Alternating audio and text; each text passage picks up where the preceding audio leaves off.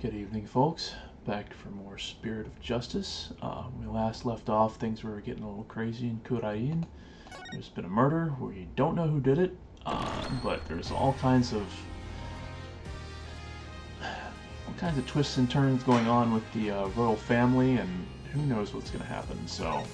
And it sounds like Apollo is about to be in a lot of trouble as well. So let's just jump right into it.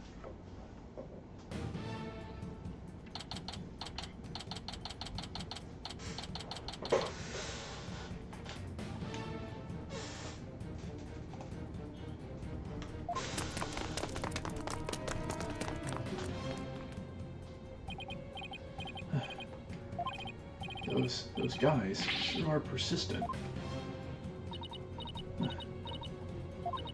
Yeah, they even wore me out, and that doesn't happen often.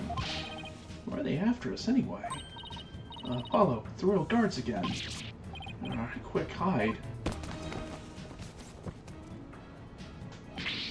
Hey, where'd Hornhead and Spidey Hair go? Spidey Hair. They're not talking about me, are they? Is that a trick question? You know you're hiding somewhere around here. Apollo, that weird-looking bird over there. Did you just... Yeah, it did. It's called a warbod, and... You know what? I'll tell you all about it later when we're not being chased by masked men. Come out wherever you are. Head over the Founder's Orb if you know what's good for you. Figures they're after the orb. I don't want to know what they'd do to us if we were captured. They grill us in those obnoxious loud voices. They'd cave after the first hour and confess to whatever they wanted, truth or no. Come out now, you foreign devils. It's gone far enough. Let's not keep Her Eminence waiting any longer. We've got to get out of here. Must be a safe place to hide somewhere. Any ideas? Apollo, we shouldn't be standing around talking like this. Who knows what they'll do to us if they catch us? Right, let's find somewhere safe to hide.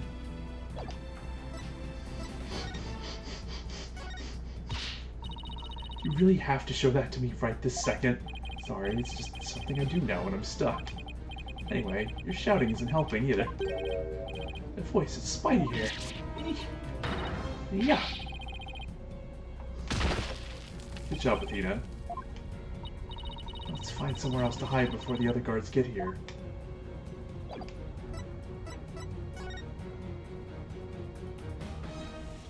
Betting. Like a manhole. Ah, that's right. Hey son, do you remember my office? Sure. That messy, dimly lit room. The file I've amassed on Amara's assassination is kept there. I think it might help you on this case. Remember how to get that? Yeah. Athena, I know where we can hide. Follow me. Oh, where are we going? Into the sewer. Wait, you're not seriously thinking about going down there. It smells like rotten eggs. And are those rats I hear? We've got no choice. I can get us somewhere safe, but this is the only way in. Right before it's too late. Ugh. It's going to take forever to get this stench out of my hair.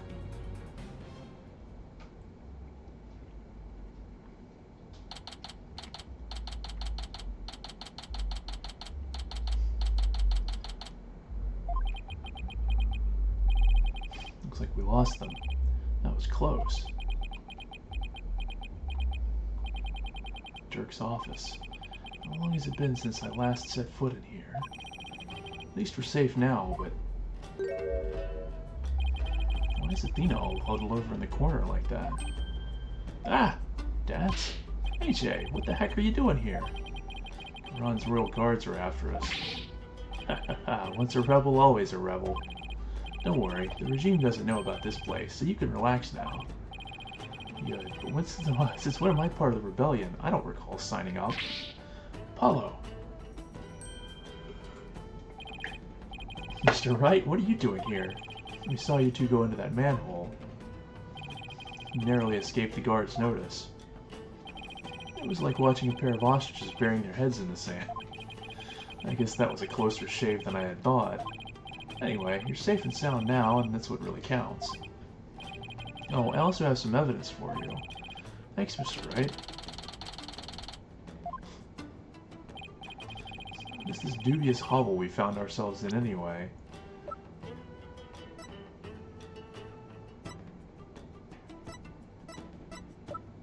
Piling all this stuff together. It's the Defiant Dragon's safe house, also known as the former Sudmati law offices. I see. Well, that might just be happenstance. Here I am, a chief prosecutor, hiding out in a rebel base.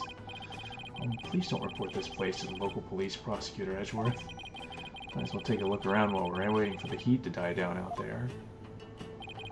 Come on, Athena, stop moping over there and help me check this place out. Please tell me there's a shower here. There's a sink in the kitchen, and if you're lucky, maybe even some soap.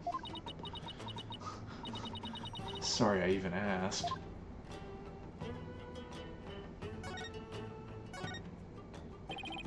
So, Dads, you guys are still using this office, I see.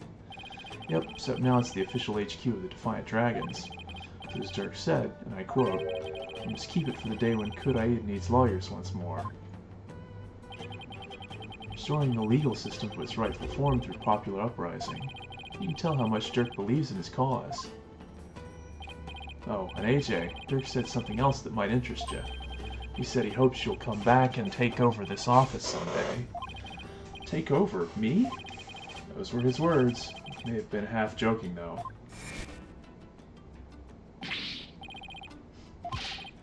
Become a lawyer. I tell you. Must have been because of you, Dirk. I'm not so sure about that. I imagine he's already forgotten about me. What are you talking about? I bet he can't wait to follow in your footsteps. Nothing would make me happier. Maybe one day he'll return to Khura'in and take over this office. It's just a pipe dream, though.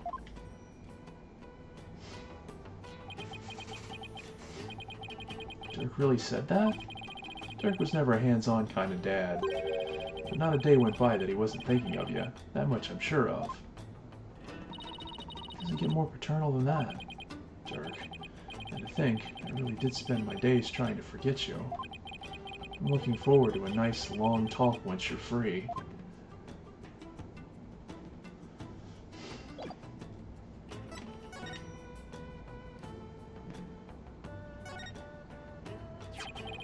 This is Dirk's old law book. Look, there's a mark on the cover. Looks like it was branded on with a hot iron. Yeah, I think it was done in protest against the Defense Culpability Act. It's an entry on the DC Act right here, see? Yeah.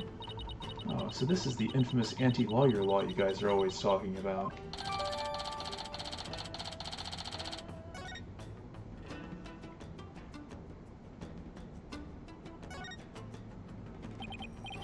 Dads, what's with the altar?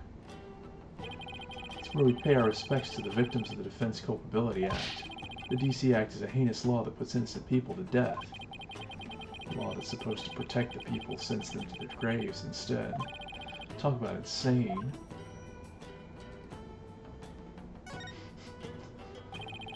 There's a scary-looking knife sticking out of the Queen's picture. If anyone saw this, they'd think the Defiant Dragons were a violent group. Oh, that? That was actually me trying to kill a fly. I threw that knife at it, but I whiffed, and the thing ended up stuck right between her eyes. You mean this wasn't on purpose? Hard to tell whether he's being serious or not, because that's just who he is. Who's the kid? Wait a second, that's you, Apollo! I'd recognize those horns anywhere. Is that really the only way anybody recognizes me? You're so cute. And who's that fine-looking young man? That's Nayuta, back when he used to smile. Wow, his smile is absolutely angelic. Sure brings back memories. That was taken the day we all went out fishing. What was Prosecutor Sudmati like when he was younger? He was kind of quiet, passionate when it came to his convictions. When he finally made prosecutor, he was all fired up to change Khura'in for the better. And now he's nothing more than Garon's lackey. Seems like Dad has a lot to say about Nayuta. I'll ask him about his thoughts later. Later? We'll look around a little bit more. This is the obvious, like,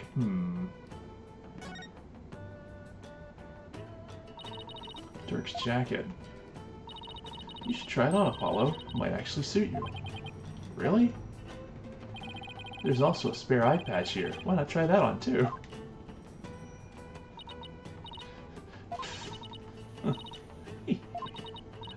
Sorry. Just picturing you and all that. It's just too funny. I don't know. You looked pretty decent in the last game with Clay's jacket and the bandages. A little edgy.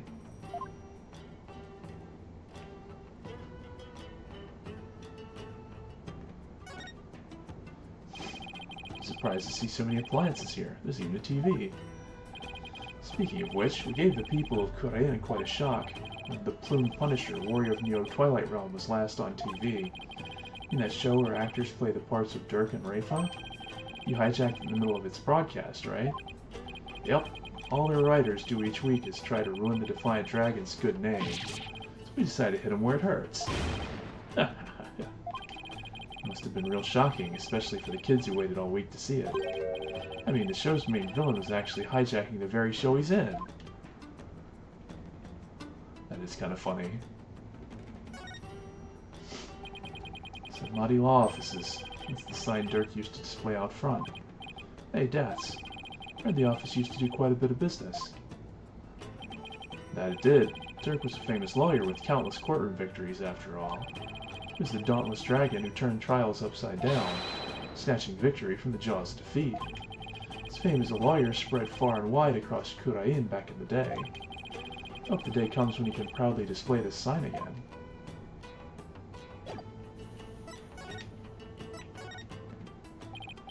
Dats, wasn't Mayuta once part of the Defiant Dragons?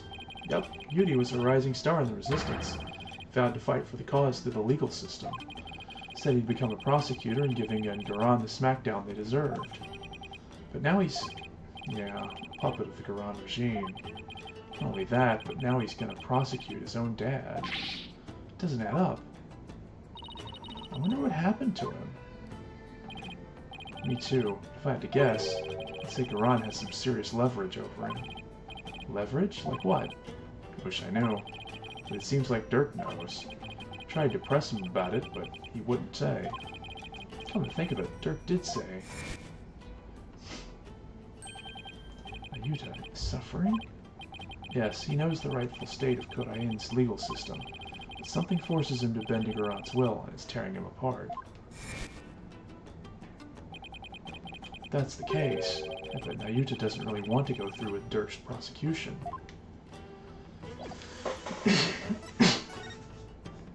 Let's see what this is. I wonder what's in this file. Oh, it's full of newspaper clippings. Arson incident involving Bruno's private residence. Amaro slipped a sleeping pill and perished in the fire. The lighter found at the scene had Dirk's fingerprints on it. So this is what Dirk was talking about. We already know most of the stuff here on top. Let's see what else there is. Wow, where did he get all this? Anything important here? Apollo's roving musician father got caught up in this incident and lost his life. He was struck in the head by the culprit. The victim's passport and any pictures of him were burned up in the fire. Without knowing his real name, no divination seance could be performed.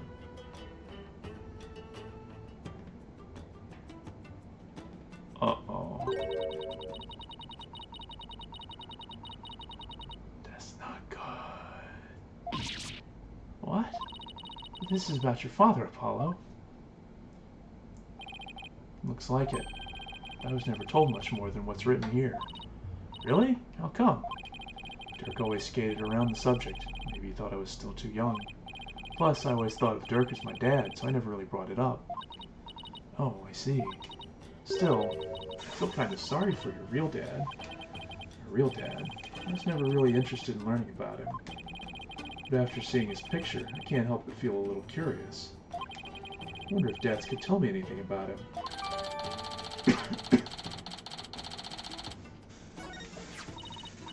Apollo, this file looks like it might be useful. There's so many pages I can't tell what's important. I need someone to help organize all of this. I think I know just the person to ask.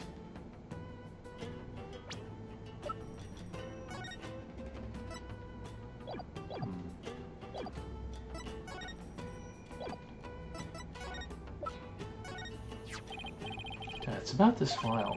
Can you help me figure out which pages are the most relevant? Yep, sure can. I got the whole thing memorized.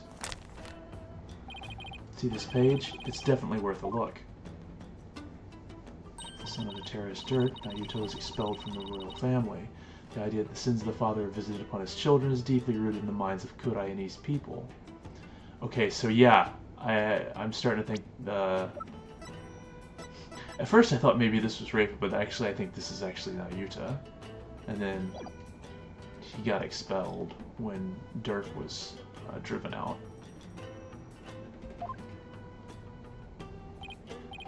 Yep, but he was expelled after that whole thing with Dirk happened. He must have gone through hell once he entered the legal world, though. Because of the sins of the father are visited upon his children thing. Yep, in the eyes of the people, Dirk is not only a traitor to his kingdom, he's also the terrorist who assassinated the previous queen. So as his son, Yuri no doubt got the cold shoulder at every turn. Must have been really hard on him. Yeah, the ties between father and son aren't something you could break, even if you tried. No matter where he went, he was probably labeled the son of a criminal. But despite it all, he made a name for himself through blood, sweat, and tears. I mean, just look at him now. He's a star prosecutor working cases around the globe. He's become a hero, the pride and joy of Khura'in. That's the Naruto I know, super smart and never willing to give in. He must have studied and fought like his life depended on it to get to where he is today.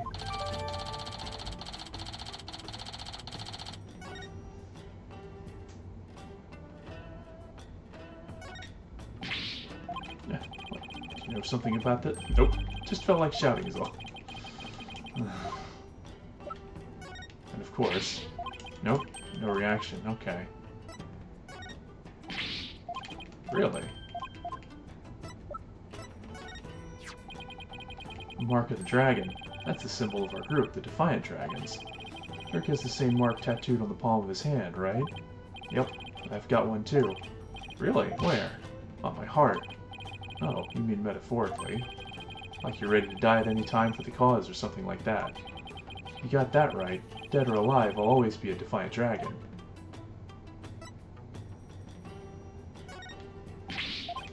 Okay, I don't know if he's gonna know anything about any of this other stuff.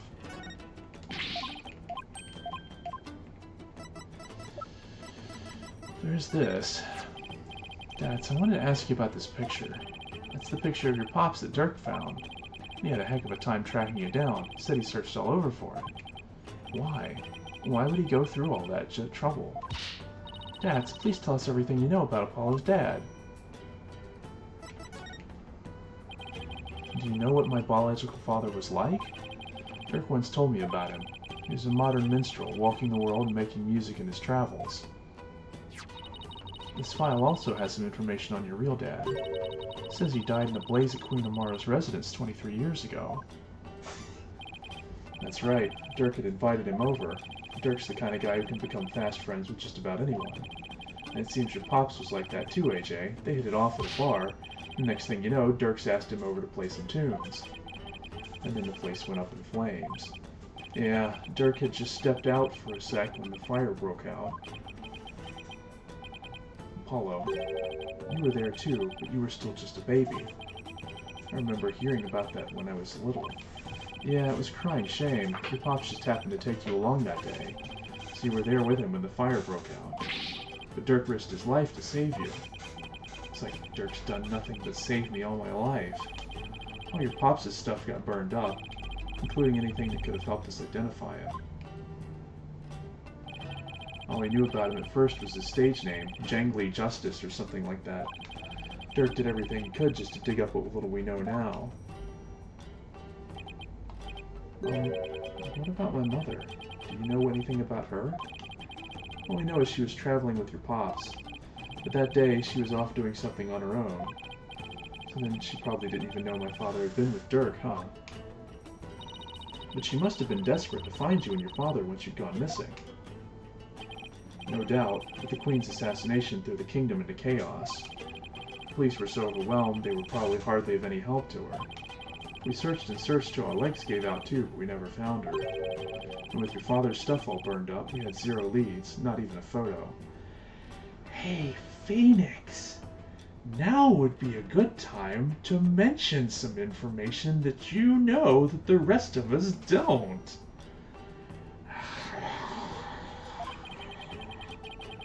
So that's how I became an orphan. Yeah, who knows? Maybe your mom read about the details of the fire in the newspaper. Maybe she figured you died along with your pops. Wow, I had no idea you'd been through all that, Apollo. So then you believe me. You believe in my son's innocence. Your poor son, imprisoned for a crime he didn't. So then you've been through all that, Apollo. So then who's the old man? So you believe me, you believe in my son's innocence.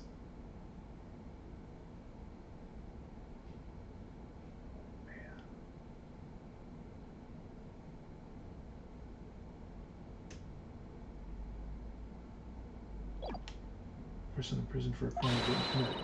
It's petitioned for the government for his release and a declaration of innocence. Huh? Oh, thank you. I'm forever in your debt. Who's that? Hey there, Miss Minmi. Hard at work, I see. Yes, I have my own battle that I must wage. After all, there are many who suffer under the Defense Culpability Act. Miss Minmi, please don't forget about our case, too. I won't. I will look into it as soon as I am able. What's Miss Minmi doing here? She's lending an ear to all those suffering under the regime's wrongful accusations. Okay, so this was...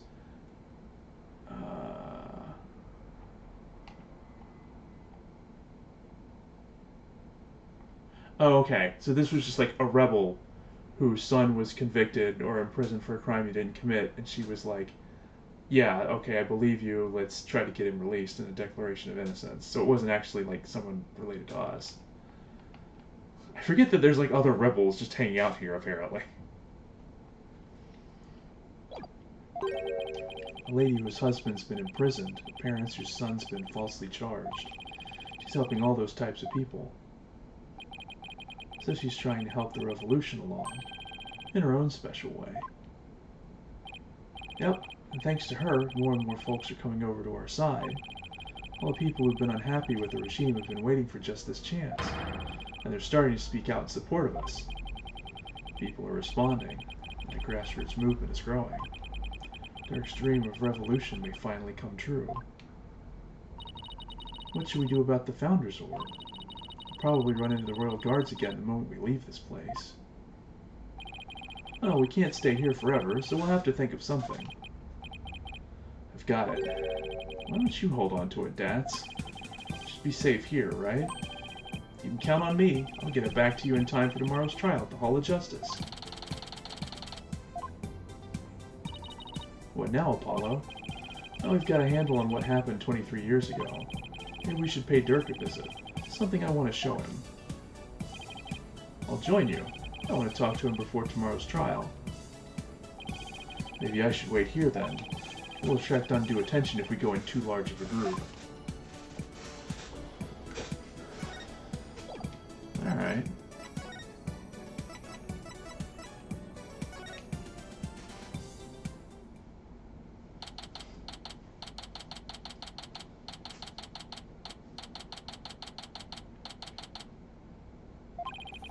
Hey there, son. Came to see your old man again? Hi, Dirk. Guess they're done questioning you. Yeah, you'd think Nayuta might have cut his old man a little slack, but no. They really laid into me. Seems they're really keen on recovering the Founders Orb. When I wouldn't tell them where it was, he confiscated what few possessions I had left. Wait, Dirk's not wearing his attorney's badge? Oh wait, Dirk's not wearing his attorney's badge. They even took that from him? Ugh.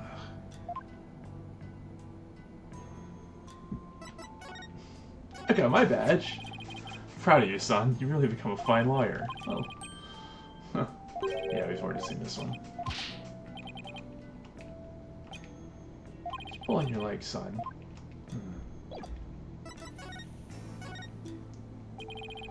confiscated all of my prized jailbreaking tools. What did you expect? I mean, no prosecutor in their right mind would let a prisoner keep stuff like that. Did you take your attorney's badge too? No, I thought it strange, but just when it looked like he was going to take it from me, he changed his mind. Wonder why. Indeed. I find it hard to understand anything he does these days.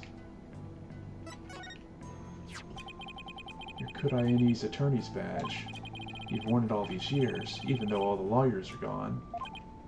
Yes, because the dragon's eye is the embodiment of my creed. To show the world that a dragon never yields, huh? Hey, Dirk, why do you still wear your badge? You're not a lawyer anymore, right? This badge is my heart and soul, son. I'll never stop trying to realize my dream, not until my very last breath. The dragon never yields, right? Exactly. Nayuta, Apollo, I vow to restore Khura'in's legal system to its rightful state one day. I want to pass on to you a world where you can live free from the fear of tyranny. He was always saying stuff like that to the two of us. Nayuta, is the reason why you didn't take Dirk's badge because you still remember those talks too? I really hope that's what it is. Son, would you keep my badge for me? Are you sure? I can't take something so important to you. That's exactly why I want you to hold on to it, Apollo. I'm placing my fate in your hands. Alright, I'll make sure it stays safe.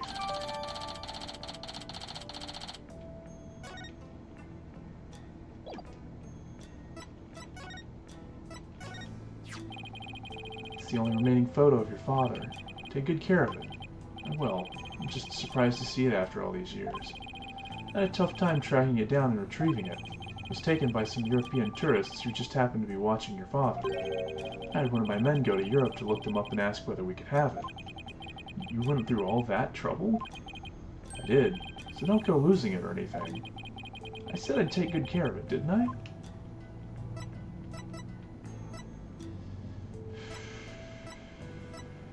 Oh yeah, it's this thing. Found this in the tomb. Look familiar? Ah, that's... Dirk? Where did you find it? Down between the monk statues in the tomb. Is it yours, Dirk? Oh, it's something I bought. Why is he suddenly acting all awkward?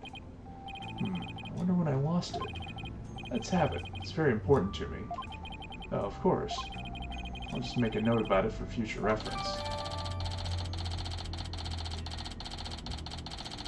It remains in the court record. Apollo, remember how Inga said he had someone dear to Dirk? Why don't you ask about that? Oh, right. I'll give it a try.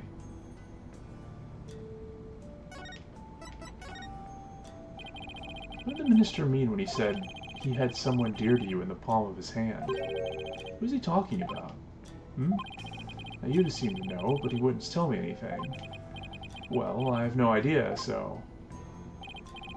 Well, you obediently followed his every word after he said that. So it seems to me the minister was in close proximity to someone you really care about. Oh, someone you really care about that isn't Nayuta? Wait, don't tell me. Is there a new lady in your life, Dirk? What? No, don't be ridiculous, son.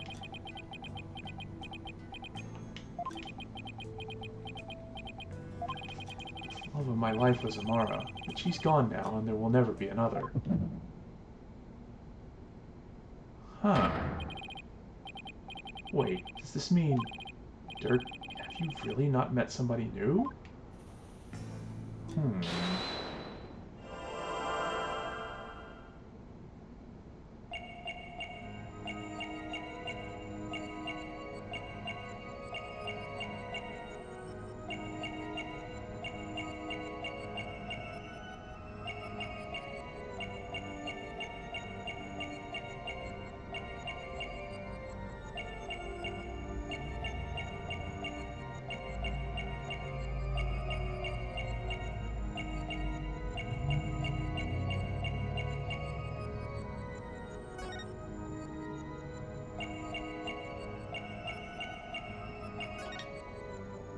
Gotcha! I mean, the hand thing might not be it, but you seem uneasy, Dirk. Wait, don't tell me you're ashamed because she's much younger than you. Don't be ridiculous. I'm just getting tense because of your intrusive questions. Anyone would react the same way. I guess that's not... Oh. The bracelet reacted, so I know he must be hiding something. Okay, so it's not the hand thing.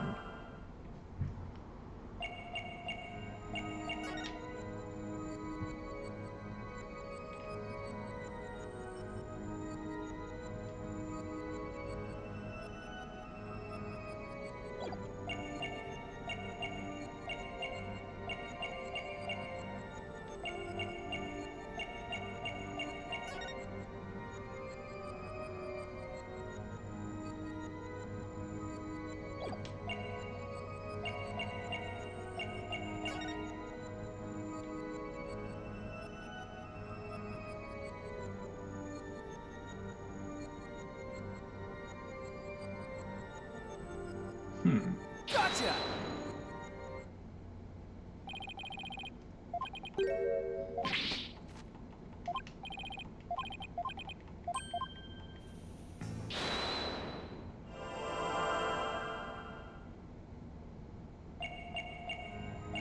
Does he normally move like that? Maybe it's the hand and not the arm.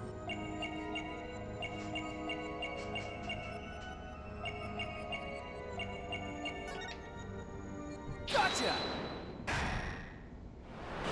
It was the hand. Dirk, you seemed tense when you said that Amara was gone now. The point where your arm was moving around. What are you talking about? You're hiding something up your sleeve, aren't you? Huh? What's with these wild allegations? I'm not hiding a thing. Arm had an itch, that's all. Itchy arm my butt. I'll just have to take an extra close look at his nervous habit and confront him with something he can't explain his way out of. Huh.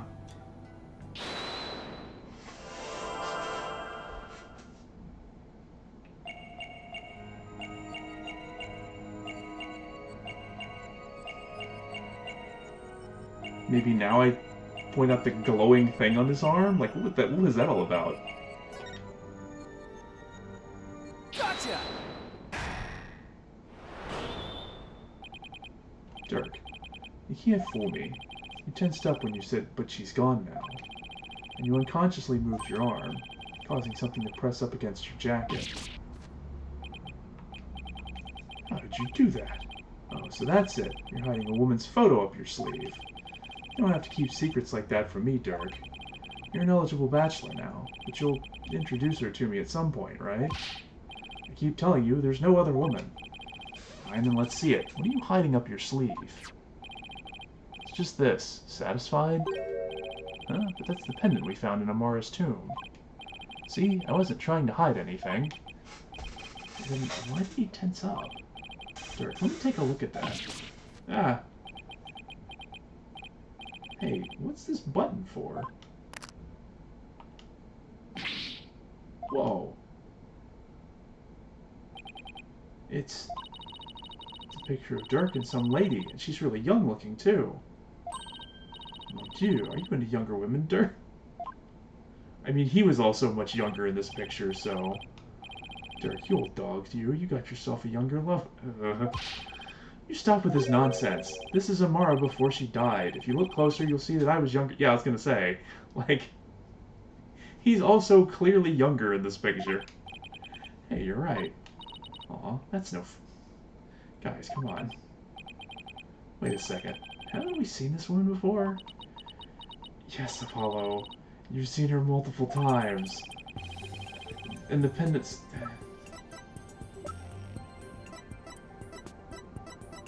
I mean, there's also this photo. Take that! Even the pendant is also the one in this photo. Apollo, where did you get this? From the safe in Inga's room. Apollo, this is Queen Amara. It had to have been taken at least 23 years ago. But that's just not possible. Yeah, I just noticed the same thing. Here's why this photo couldn't be 23 years old. Because the book has the mark on it. That is weird. Take Huh. that! Look at the law book. It has the mark of the Defiant Dragons branded on it. But that mark didn't exist until after you started your revolutionary activities, Dirk. So this photo must have been taken after Khura'in came into power. And that didn't happen until after Amara was assassinated. Hold on. What's happening here? So then, how could Amara even be in this photo?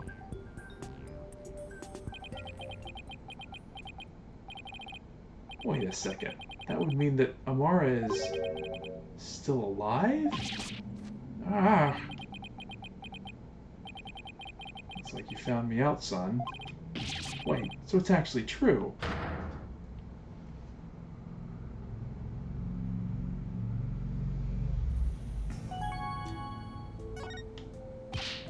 Dirk, what do you mean Amara's still alive? I thought she'd been assassinated. So did I. But it seems she made it out alive, only to be held captive by the Khura'in regime. Why would they do that? When I fled from the law and went underground 23 years ago, I heard some shocking news from a Defiant Dragon spy. There were rumors of Queen Amara being sighted in the palace. And those rumors turned out to be true? Yes, I snuck into the palace to see for myself. She was confined within the grounds, but otherwise she was as fit as a fiddle. So then, the sarcophagus in the tomb, it's empty? Yes, that entire tomb is one big charade. Iran had it built to stage Amara's death. So we're not going to be cursed by a revengeful spirit. That's a relief. So... wait. So if she's alive... what does that mean? It means a lot of things, actually. Because, okay, if Garon's trying to keep this secret... well, hold on. Let's get to the end of this. She's being held under virtual house arrest, so I freed her and we made a run for it. His photo was taken back then. Look at how they're both grinning from ear to ear. There's a fingerprint on the metal part. Guess Dirk must have left it by accident. Oh, Mr. Sudmati, I want to hear all about how you ran away with Queen Amara. Stained with the victim's blood, and also there's a fingerprint on it.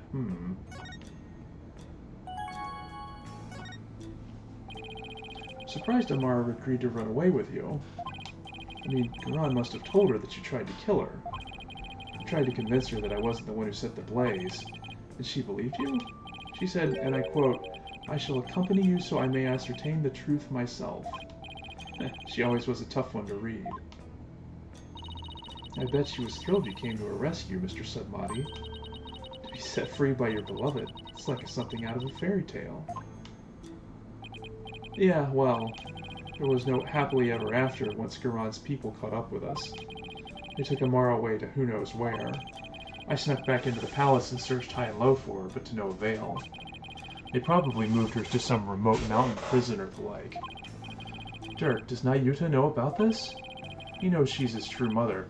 I told him as much. Okay, so that's gotta be him in the picture then. Wait, is that why Nayuta is following Goron's orders? Most likely. So then do you think that deep down he doesn't really want to prosecute you? Well, he's not one to show his feelings, and lately I've had no idea what he's thinking.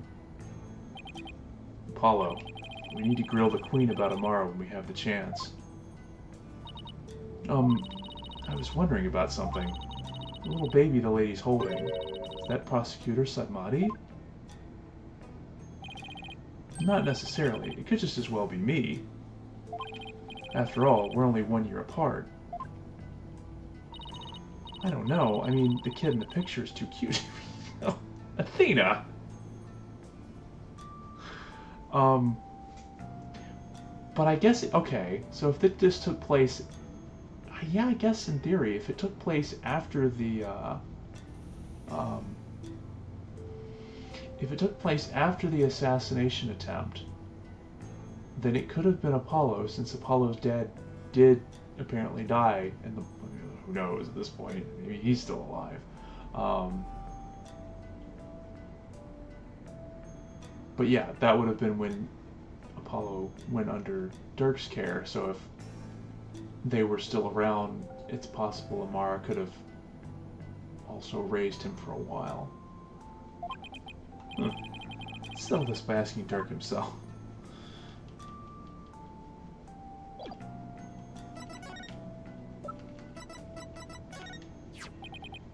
Dirk, about the cute little kid in this photo. Is that me? Huh? What are you talking about? See? I told you it was Prosecutor Sadmati. Oh, I see. Well, either way, it's not you, son.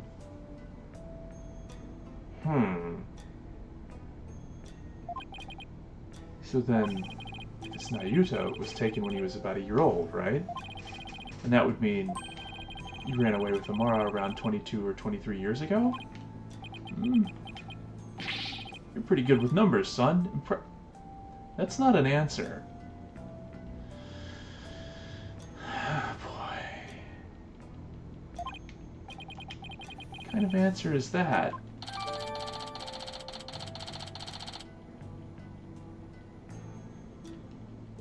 Something tells me that isn't 23 years ago. Before you go, son, there's something else I need to tell you. Something important. What is it, Dirk? I've never seen you act so serious before.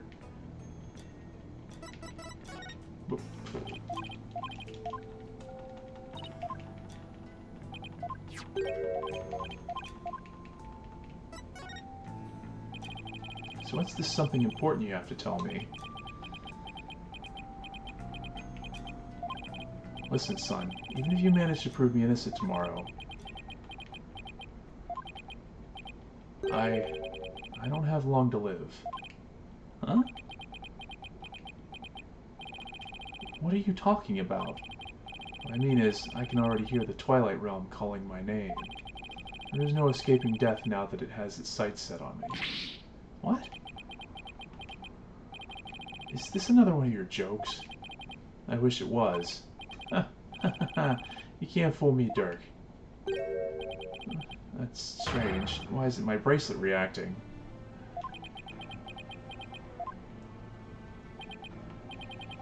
Are you sick? It's something like that. So you're not joking? I'm afraid not, son. Sorry. Isn't there a cure? Or at least some sort of treatment? Unfortunately not. Not for what I've got. Need some kind of surgery, I'll work hard until I can pay for it. So, please. It's too late. There's nothing more to be done now. But you always say a dragon never yields, so why are you giving up now? Apollo, I'm sorry. I really am. I don't understand. Why is this happening, Dirk? Why? Listen, Apollo. I've got a favor to ask of you.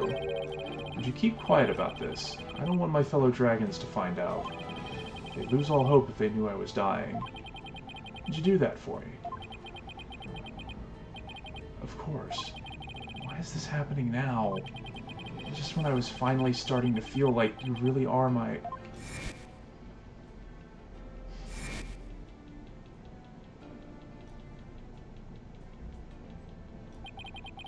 I thought that this time we'd finally... But now...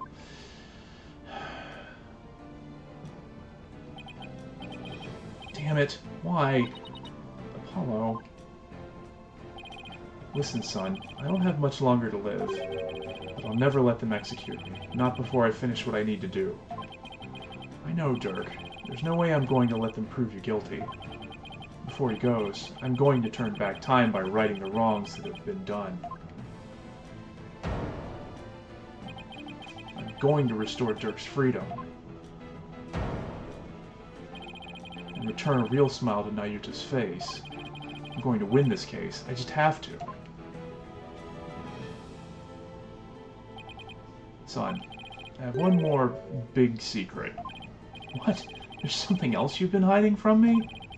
I'm afraid I can't tell you what it is. I'd be betraying a certain someone if I did. Huh? What's that supposed to mean? Forgive me. You'll just have to find out for yourself. That's the only way. I don't understand, Dirk. Apollo, in court tomorrow, you may find yourself faced with a truth that is difficult to accept. But I know you, and I know you can handle the truth, no matter what it turns out to be. I know that because I believe in you. You're my son, after all. Dirk, what is he talking about? Wait, he's not going to reveal that he actually is the killer, is he? Looks like we've run out of things to discuss. Apollo? You okay? I'm fine.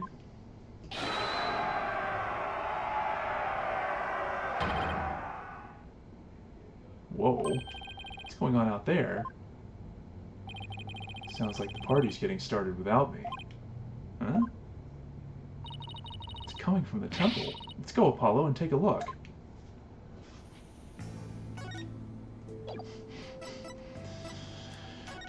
Alright.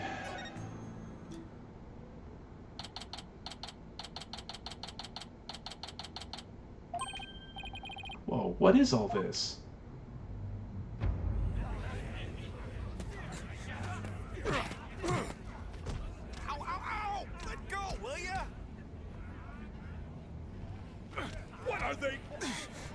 Huh? Well, look at that. The people are coming to take their courts back. Don't hold back, men! Arrest them all!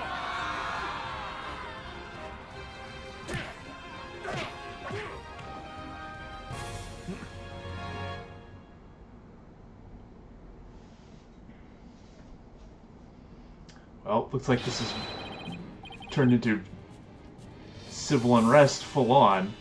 Dirk belongs to the people. Give him back. Yeah, where are you holding him? Quiet down, you. I have my big sister too, but she didn't do anything wrong. Ouch, stop pulling my hair. Release my son. Release him now. Stop that. No biting. This is really something. And it looks like Datsun and Mizinmi are leading the charge. You unenlightened fools. Do you honestly think this will change anything? Beauty, why do you keep serving that witch Khura'in? It's... Hey, Nayuta! You again? What's going on here? It would appear that the insurgents are fanning the flames of rebellion. I never thought it would grow so large. However, they will all be under arrest shortly. Reinforcements are almost here. They'll be arrested just for protesting? They are aiding and abetting a criminal by seeking his release. Her Eminence, Queen Khura'in, has ordered they be arrested and judged en masse. But weren't you once a member of the Defiant Dragons too? How can you go along with this? I am simply following the orders that Her Eminence has handed down. No, it can't be as simple as that. Listen, Nayuta, there's something I want to talk to you about. Hey, you're not getting away this time. We need to talk. I see there is no reasoning with you. Very well then. Speak. Nayuta, do you really have to serve as prosecutor on Dirk's case? I mean, prosecuting your own flesh and blood, it's just not right. Again, with this drivel, your ethical standards are not the be-all, end-all of the world around you. I'm not getting into another debate with him. Nayuta, did you know that Dirk is sick? What? He apparently doesn't have that much longer to live. If found guilty, he probably wouldn't even make it until his execution day. What are you talking about? Knowing this, are you still prepared to send an already dying man to his grave? Well? Enough with the Zen monk act, Nayuta. Tell me how you really feel. Mr. Justice, each person is born with a role to fulfill, and I must fulfill mine. Well, I'm not convinced that taking Dirk to trial is part of your lot in life. As for why you've been at Khura'in's every beck and call, I think I might have the answer. Nayuta, you know the truth about your mother, don't you? About how the former queen is still alive and being held somewhere. So Dirk told you, did he? Yes, it's true. My mother was spirited away to some remote corner of this kingdom to keep her safe from harm. Safe from harm? But Dirk said the Khura'in regime is holding her captive. No, they are keeping her safe. You don't know where Amara is being held? I only know that it is some secluded hideaway where visitors are not allowed. I've heard she leads a simple life, akin to that of monastic disciples. Sure sounds like she's being held captive to me. Listen, Nayuta, aren't you really doing the Queen's bidding? Because she's holding Amara captive? And this whole thing with Dirk, you know he didn't really kill Inga, didn't you? Don't you? Dirk doesn't have much longer to live, so I want to help him however I can. This time, it's our turn.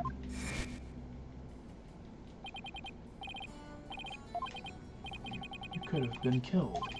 But you risked your life to save us. Why? What a silly question. What father wouldn't risk his life to save his own children?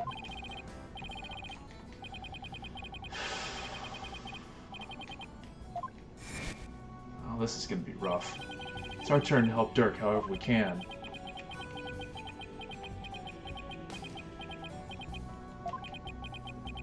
What you speak of is futile. Let it go and move on. The guilty verdict. The hopelessness. You must resign yourself to it all. Clinging to false hope now will only serve to magnify your future despair. So let it go and move on. Nayuta, are you really going to just roll over on this? I have no more time for idle chatter. I must prepare for tomorrow's trial. Now, if you'll excuse me.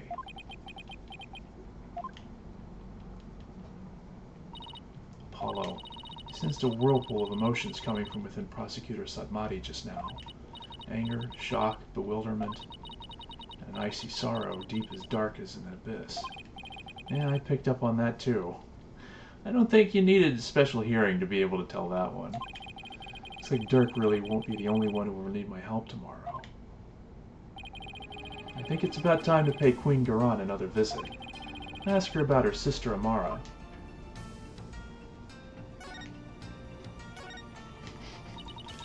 I didn't know Dirk was sick. What's wrong with him? I mean, he looked fine to me. I really don't know. The Dirk I remember would go out hunting in the middle of winter, while everyone around him was dropping like flies with the flu and whatnot.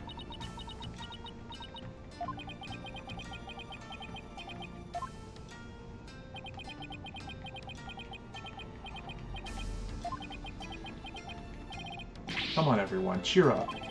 The worst of times are when lawyers have to force their biggest smiles, right? Apollo, you don't have to put on a brave face for... No, I'm fine. Besides, Dirk will have his day in court. I won't let this get me down. So you don't know Queen Amara at all, Apollo? I thought that since you used to live with Dirk, that maybe you had met her. Dirk escaped with Amara 23 or so years ago, so I was still just an infant. Even if I'd met her, I wouldn't have remembered it. I guess not. But that means you may have been cared for by a queen. And if you had been, then what? You would have turned out, I don't know, Athena! What's that supposed to mean?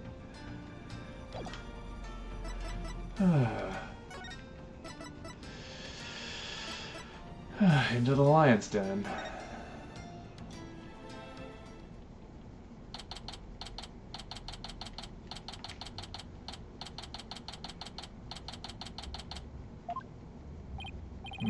The royal guard isn't around. That is utter hooey. You cannot continue to deceive the people like that. Rafa, justice is much more than simply speaking the truth. Is that Princess Rafa and Queen Khura'in over there?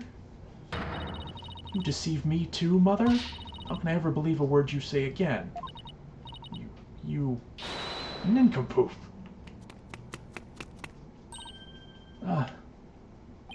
Your benevolence. I couldn't help it over here. Impudent. Ow. You okay, Mr. Wright? Can't believe she actually punched you. Oh, I always thought the Katong thing was her staff. Yeah, I'm used to it by now. What's the matter with the princess? It sounded like she was arguing with her mother. Maybe it has something to do with this picture.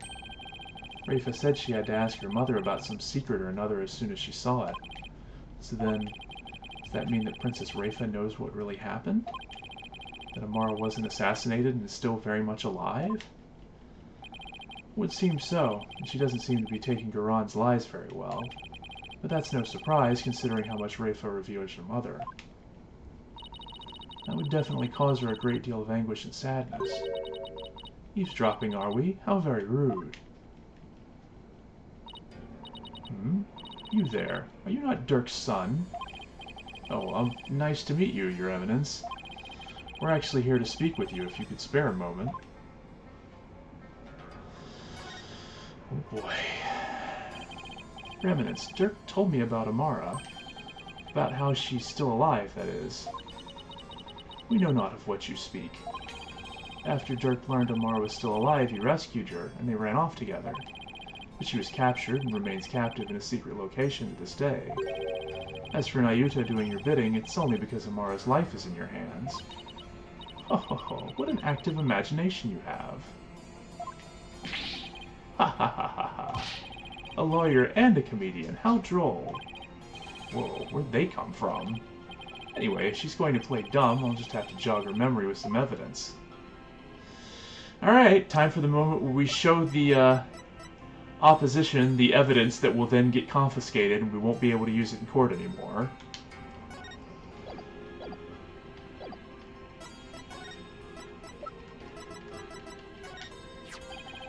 Your Eminence, I ask that you take a look at this photo. Why, it's a photo of Amara, and here you can see a law book bearing the mark of the Defiant Dragons. I believe you know what that means.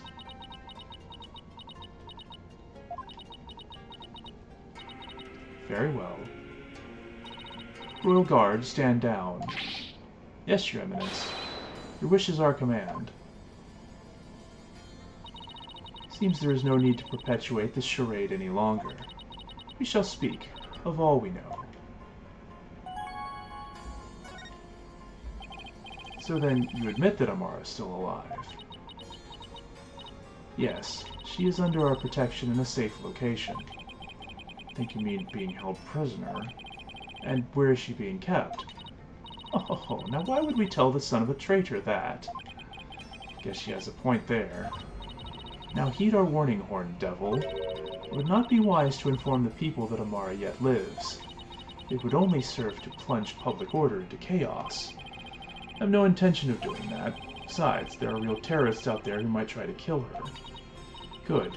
Now, there was something we have been meaning to ask you. Do you know what has become of the Founder's Orb? The Founder's Orb went missing after Dirk took it into the tomb. As his son, we thought you might know something of its current whereabouts. I knew it. I suppose I should thank you for that free-running tour of Khura'in. That was the Royal Guard's own doing. Nice try, lady. Now you're definitely not getting the orb, ever.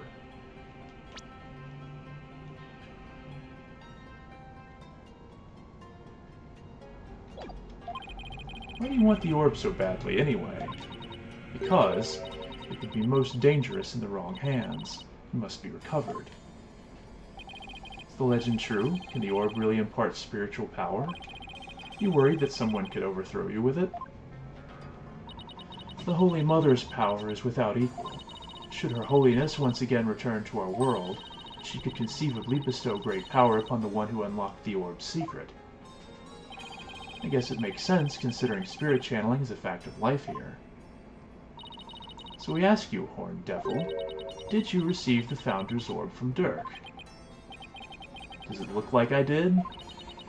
So you like to play games, do you? Royal Guard. Yes, Your Eminence. Search this devil and his belongings. What? At once, Your Eminence. Don't move. You're only making this harder on yourself. Yikes. Hey, cut it out! What the... Well, at least he was smart enough to not bring the orb here. Apollo, don't strip here. Stop resisting. Just submit to our strip search already.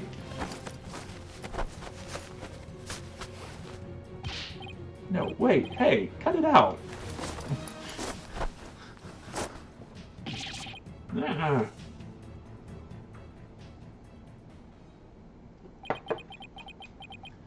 So, like I told you, we don't have it. Rest in pieces, my poor tattered dignity. No sign of the Founder's Orb, Your Eminence. So, you have hidden it somewhere. No matter. We shall recover it one way or another once you are found guilty of abetting the accused. Dirk was right. She really is bent on getting the orb. Mother! Looks like the princess is back. I took a stroll to try to calm myself, but I still find this situation unacceptable. The people must be informed about Queen Amara. So she does know about that. Rafa, you do not yet possess a clear grasp of how government and its people interact. There will always be secrets that must be kept from the ignorant masses. You have little faith in our people, Mother. But it is the royal priestess's duty to always speak the truth. And as such, I cannot remain silent. I will not. Ha, the truth, you say? Your mind has been poisoned by the barbed one. Hey, I didn't do anything. It's an honor and her pleasure, Your Eminence. You must speak with our child. It is a mother's duty to discipline her child, after all. Now, if you would excuse us. Discipline? Coming from her, I don't like the sound of that at all. Well, Apollo, let's head back to the safe house for now. Good idea. We need to go over what we found and collect our thoughts.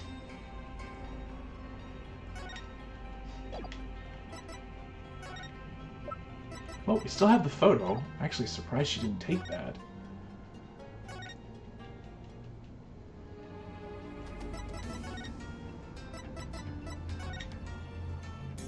I guess the revolution is only happening here.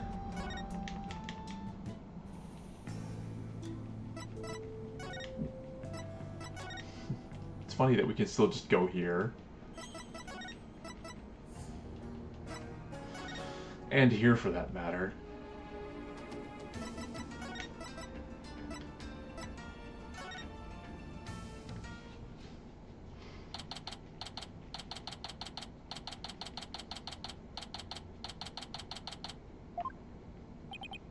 Ah, you're back.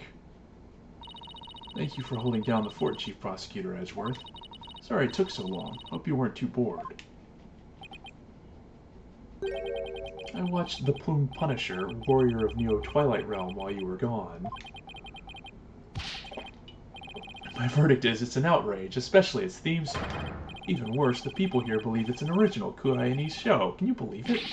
I've already spoken about it at length with Mr. Rebel, and I'm not sure what he's babbling about, but at least he seems he wasn't bored. Moving along to things that actually matter, we've gathered about all the information and evidence we can concerning this case. I think it's time we go over everything we've learned so far.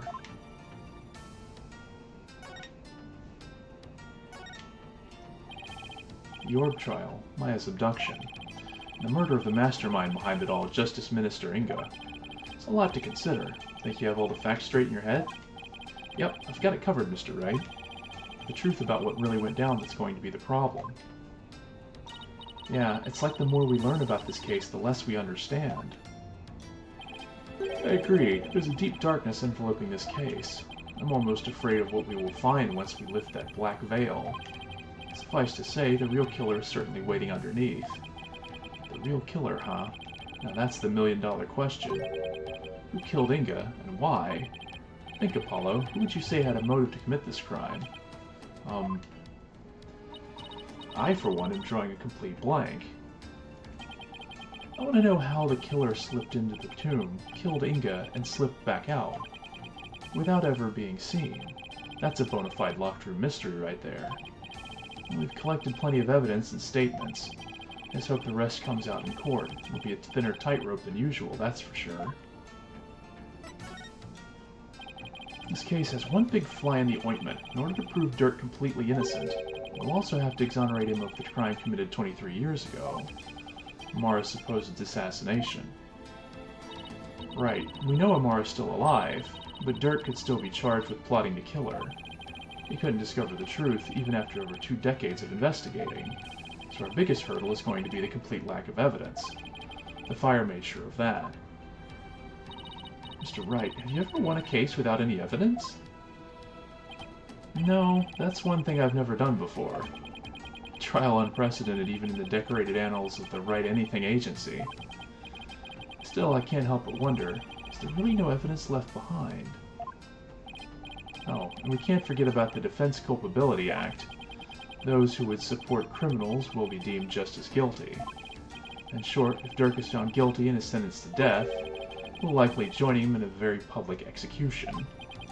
Yeah. Beat the charges or die. What kind of crazy upside-down legal system is this, anyway? Don't worry, I can't ask someone as young as you to risk your life, Athena. So tomorrow, it'll just be me and Apollo on the courtroom floor. But you can support us by watching from the gallery. What? No. I want to help. I'm part of the agency too, after all. Sorry, but this is a direct order from your boss. Plus, there's Prosecutor Blackquill to think of. He said he'd use me for sword practice if I put you in harm's way. Okay, that is pretty funny. Simon. Well, at least promise me this, you two. Promise me you'll make it back alive. Make it back alive, huh? What's with that face, Apollo? You'll never inspire confidence in your client like that. You'll play right into the prosecution's hands. Remember, the worst of times are when lawyers have to force their biggest smiles. You're right. Even when it seems hopeless or when there's not a shred of evidence to be found, we can never let it show on our faces, right? Oh boy, will I actually be able to do that tomorrow? When push comes to shove, will I be able to force my biggest smile?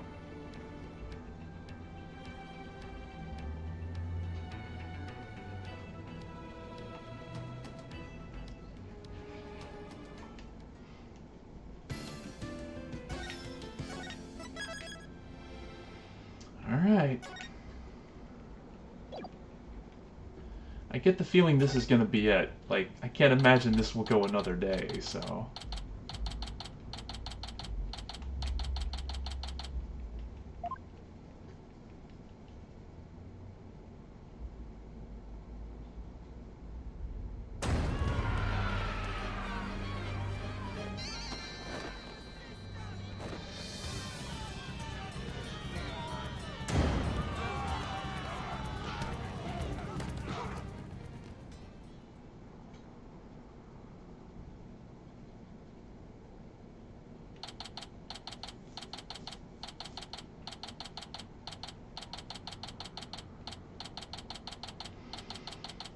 Accused lobby.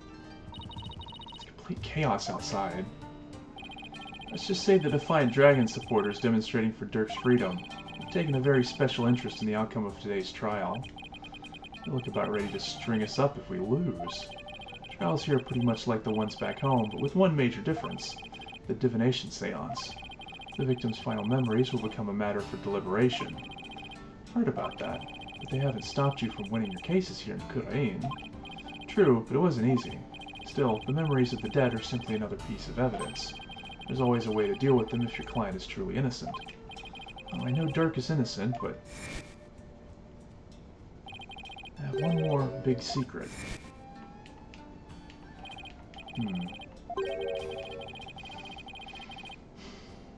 Truth that is difficult to accept.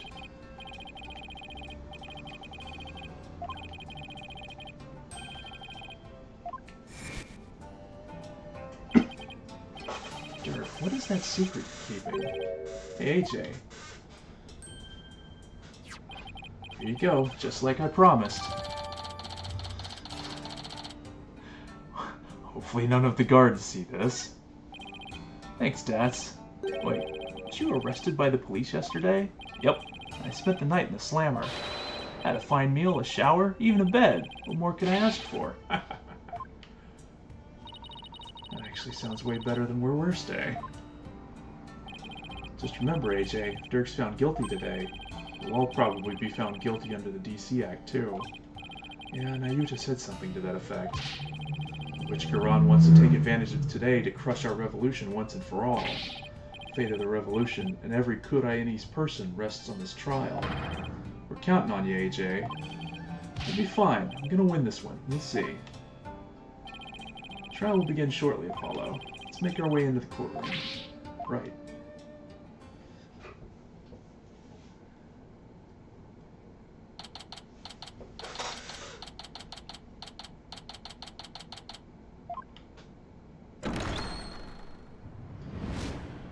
Whew. Here we go.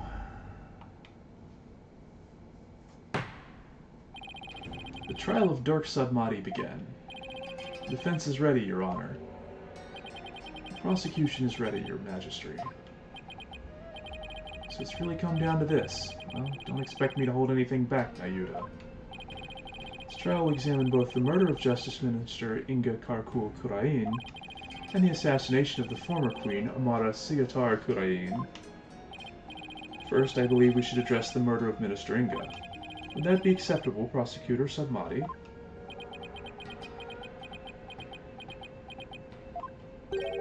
Prosecutor Sudmati? Yes, of course. Please proceed. What's with him? Very unlike you, Prosecutor. Is your mind elsewhere this day? Not at all, Your Majesty. Are you really going to be able to go through with this, Nayuta? Well, Prosecutor Sudmati, I would be remiss if I failed to voice a concern of mine. I've heard mention that you are son to the accused Dirk Sudmati. You have heard true. Does that fact pose some sort of a problem, Your Majesty? A father being prosecuted by his own son? Could one possibly deliberate such a case without having personal feelings intervene? Yes, without question. Can he really handle this? If it is Prosecutor Sudmati, going against his own father is just... It's not a criminal even be a prosecutor. Dirk? Fellow citizens, you would do well not to underestimate my son. He's not one to allow personal feelings to interfere with the execution of his duty. Isn't that right, Nayuta? I will not stop until my work here is done. See? So all you doubters, just sit back down before you trip over your own stupidity. The accused will not take the stand without first being summoned. In any case, if Prosecutor Sudmati has no issue with this arrangement, then let us commence the deliberation. Objection!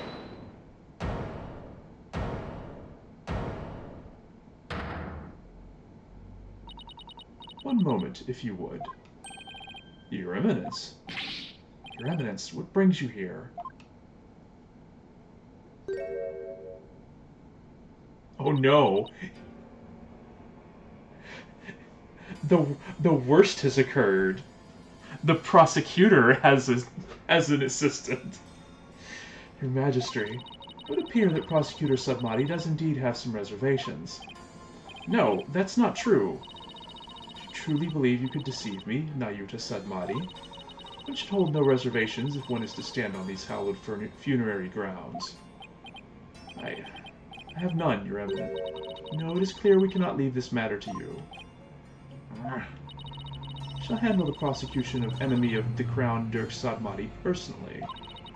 But remain by our side and bear witness to how true prosecutor enforces the law. Oh no, it's even worse. He's the assistant. Wait. Oh, but this is actually really good because the assistant isn't a fun, weird chaos person, so he's not going to be very effective. Alright, we've got this in the bag now.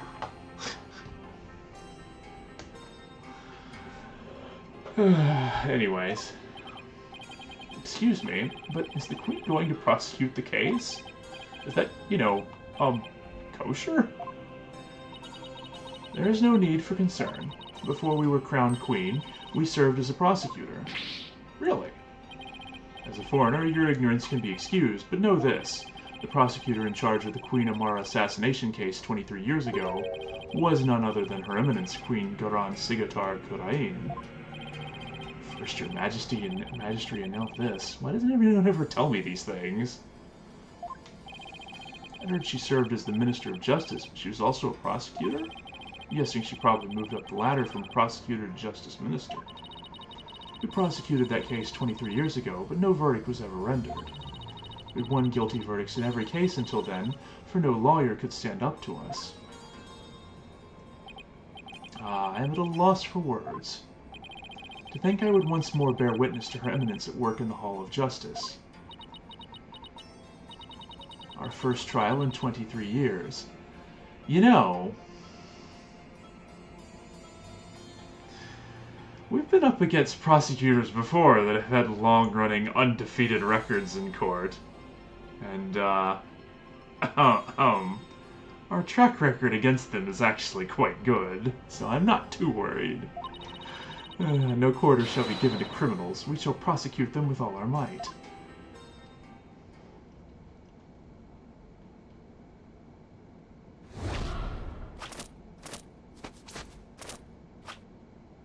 Whoa!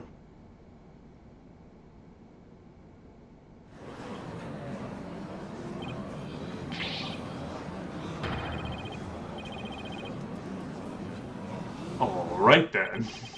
What the? That's Queen Khura'in? Talk about an extreme makeover. It's all coming back now. I feel my blood pumping through my veins. The octopus hair is a nice touch. Oh man. Woe to you, O enemies of Khura'in, for I shall personally slice, dice, and grind you up into hog feed. I don't suppose I can ask her to roll back to her polite pre-makeover personality. Know this, lawyer. Yes? Now that I stand as prosecutor, consider your defense's bench a headsman's scaffold. If you wish to leave any last words, I advise you to start thinking of them now. While you still have a head with which to think, that is. She's dead serious. Now it is time for the divination seance. Rafa, come forth.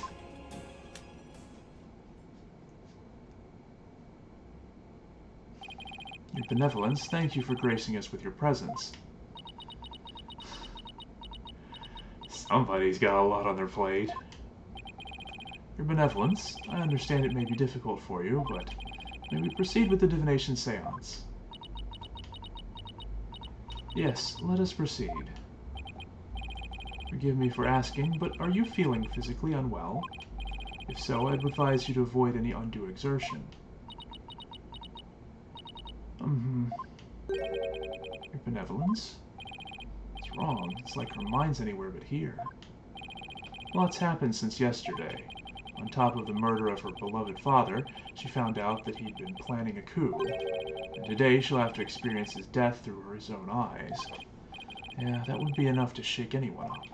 Still, it seems like she's worse off today than she was yesterday. Yeah, I don't remember her being this depressed. Oh, yeah.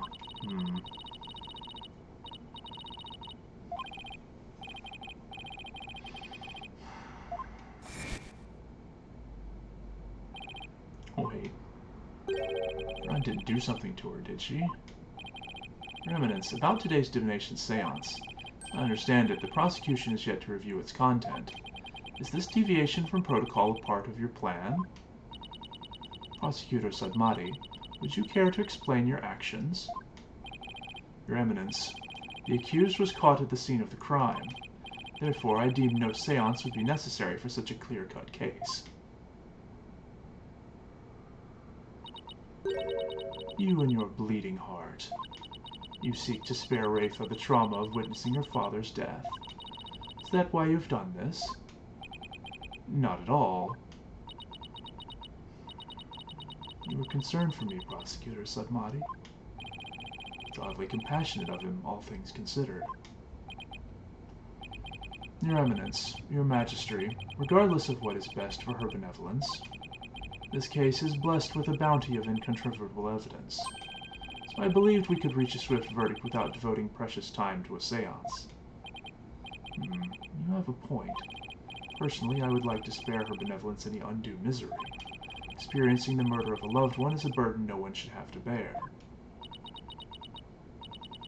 Prosecutor Sidmati, your majesty, can this trial truly proceed without a divination seance?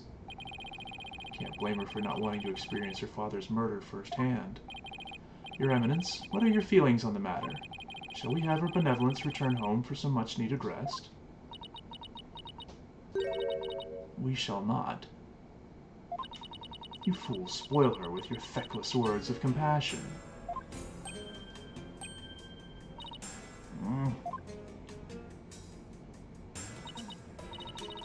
Listen well, Rafa. You've spoken time and time again about how grown-up you are now. Yes, but... So let us see if the royal priestess has truly come into her own. Are you prepared to fulfill your duty and perform the divination seance as you should?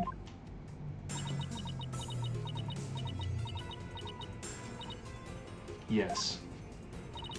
That's better. See? Problem solved. Well, Rafa, that's a really good idea. I guess we'll see. Very well. Let us begin. The divination seance. Nena, my robe. Oh. Looks like Nena's still missing.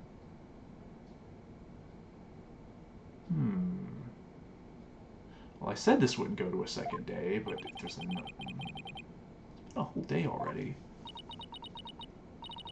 Barbed head. Yes? You remove my robe. What? Why me? Don't keep her benevolence waiting now, Mr. Wright. Can't you see she's ready to begin? Great. I've been reduced to royal robe remover. It's like she's grooming to be Nena's replacement.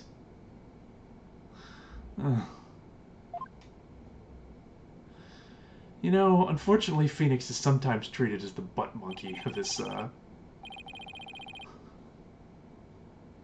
these games. Even though he's supposed to be, like, the, seasoned veteran who's, mentoring everyone else. Very well, your benevolence. Please start when you're ready. Come, Rafa. You know what must be done. There's no turning back now. I know. Final memories of the deceased. This should be interesting.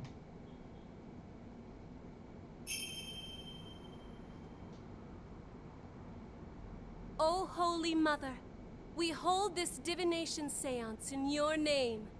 Let the eyes of everyone here be clear, and our ears be unstopped. O dance of devotion, guide the victim's soul to me, so that we may receive their final memories in the pool of souls.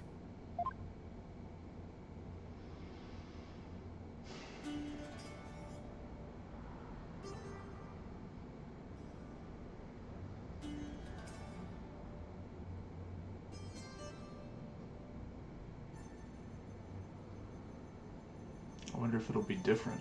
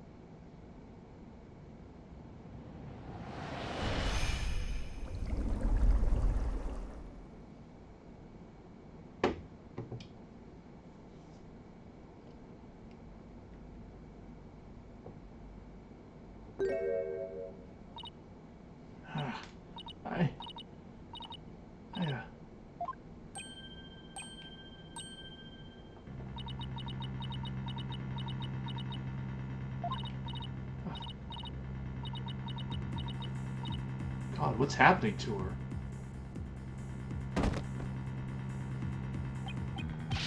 Your benevolence.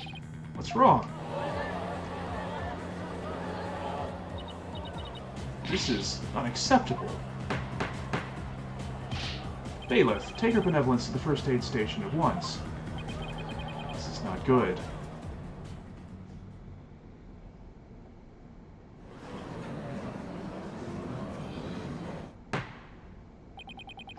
Your Eminence, do you have any idea why her benevolence collapsed so suddenly?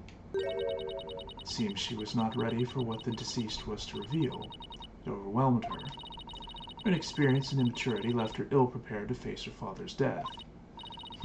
She said she could go through with it. How very disappointing. I know someone who's not winning Mother of the Year ever. I mean, of course Rafe is going to be overwhelmed. She's still just a child. Seems we have no choice but to move on to witness testimony, Your Majesty. Oh, yes. Let us proceed. Bailiff, summon the first witness if you would.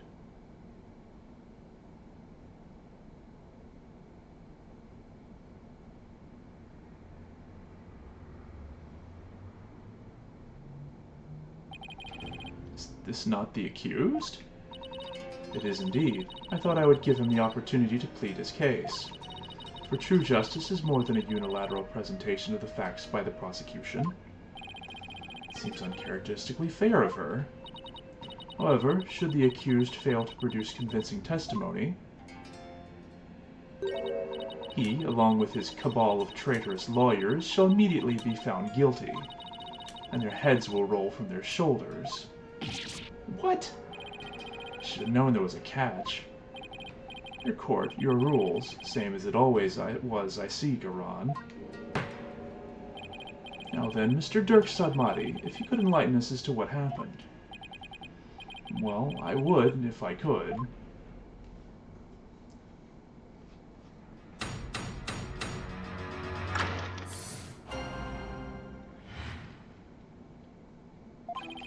I was struck by a sudden dizziness the moment I entered the tomb.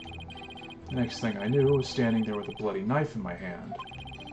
And lying right in front of me was Inga, dead as a doornail. I have no recollection of what happened in the interim. But I didn't kill him. At least, I don't think I did. It'd go against everything I believe in.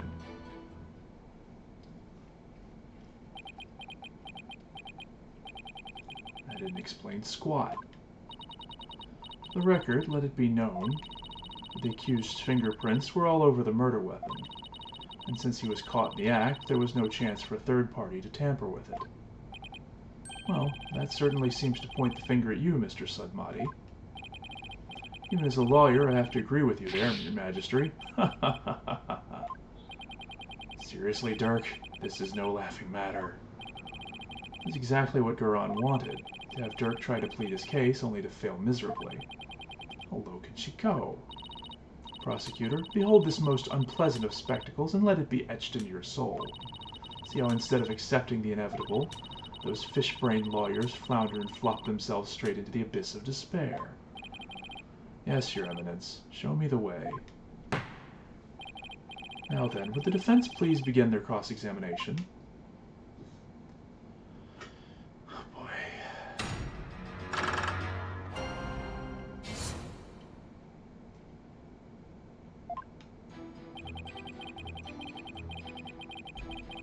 Hold it! You were struck by a sudden dizziness? Is it because of his illness? Is that something that has ever happened to you before? Can't say that it has. Maybe age is catching up with me. No spring chicken, after all. It's not the issue here. A most cunning excuse, one befitting an insidious insurgent. Oh? A killer who does not recall his crime. How very convenient. Next, I imagine you will plead insanity. You aim to seek a lesser sentence through excuses and subterfuge, do you not? Objection! Don't make me laugh, your malevolence. Ha! How dare you? I'm merely stating my innocence. I've no intention of offering excuses. It's your baseless speculation I would decry as foolish. You deceitful witch. Is it your wish that I should claim your head right now in this very hall? Well, that would certainly speed things along. Hold it! Dirk, why don't you let me handle it from here? And if there's anything you need to say, you can say it through me, okay? Anything to stop you from needling the Queen. Next time you have an objection, you'd better have some proof to go with it, Dirk. The accused will continue with what he does recall of the crime.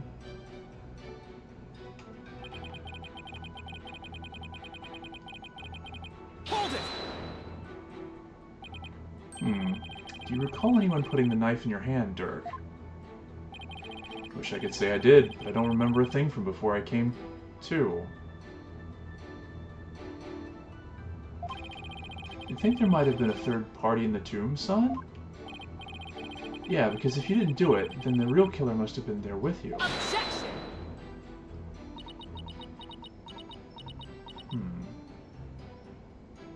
No, that can't be it. You called, Your Eminence? Does she go anywhere without those goons? Is there a third party in the tomb when you were securing it? No, Your Eminence. We searched high and low, but we found none of the sort. And there you have it. Oh, right. They did search the place.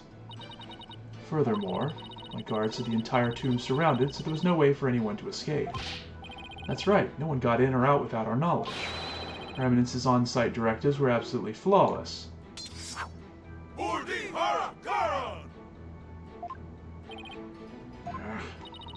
You see now, the presence of a third party is beyond the realm of possibility. The tomb was, for all intents and purposes, completely sealed off from the rest of the world. What a waste of time. How can it be any more obvious? Dirk must be the killer. Thanks for nothing, gallery guy. As if our graves weren't already deep enough. Accused, what do you believe about the possible presence of a third party? Well, based on the situation you presented, I'd say the chances are slim to none. You didn't have to agree with her, Dirk. Let the accused's statement be added to his testimony. Very well, Mr. Sudmati, if you would. It's like the more we press, the thinner our case gets. Well, let's keep pressing, and maybe we'll work out the wrinkles in it, too.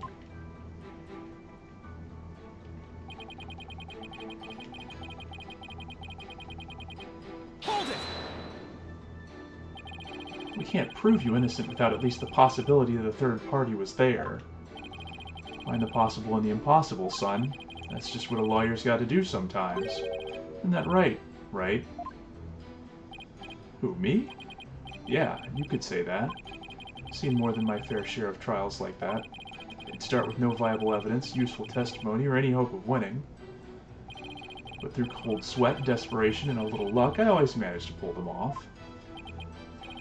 Right. I can see we are kindred spirits, you and I.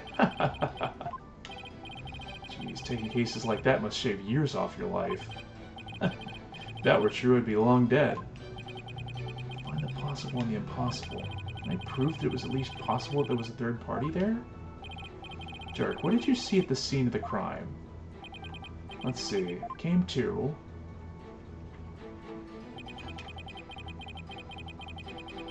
Hold it! You stated that he was as dead as his doornail. How can you be so sure? It's pretty easy to spot the difference between a soulless man and the soulless shell of a man. His complexion and the amount of blood it had seen made it obvious which it was. Watch your words, or you shall join Mr. Inga much sooner than expected. You can bow your head before him and seek his forgiveness there in the Twilight Realm. If you still have a head to bow, that is. You bloodthirsty spider. What happened to you? There was still a little love in your heart 23 years ago. You even used to think of me as a brother. It seems you truly do have a death wish. Is that really all you've got? Dirk, I'm begging you.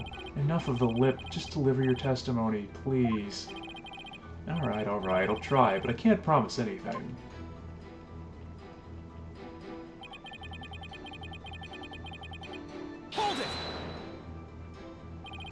Days passed since the murder. Haven't you remembered anything in that time? My memory is a complete blank. It's as if that part of my brain has been scooped right out.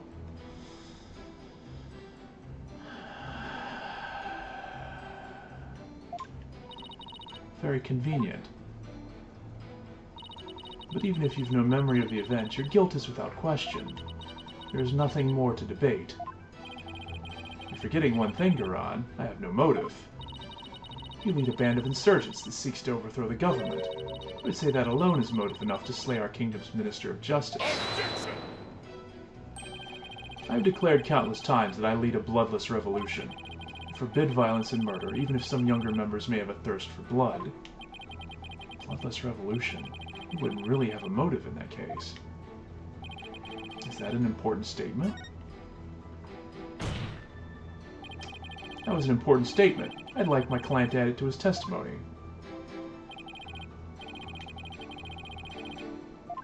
Alright.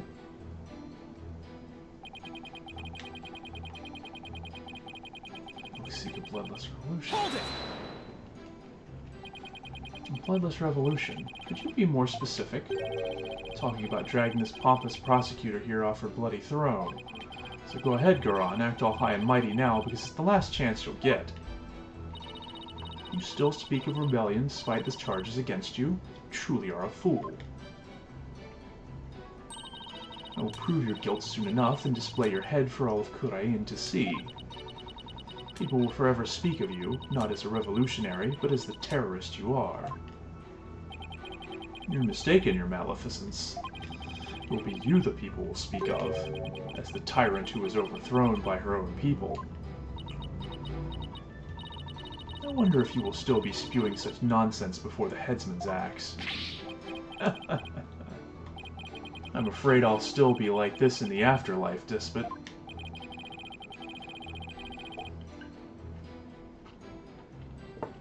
I know that self-restraint is as foreign as apple pie to dirt, but I'd really rather go home than to Twilight Realm after this. But I didn't kill him. So I don't think I did. Go against everything I believe in. Hold it!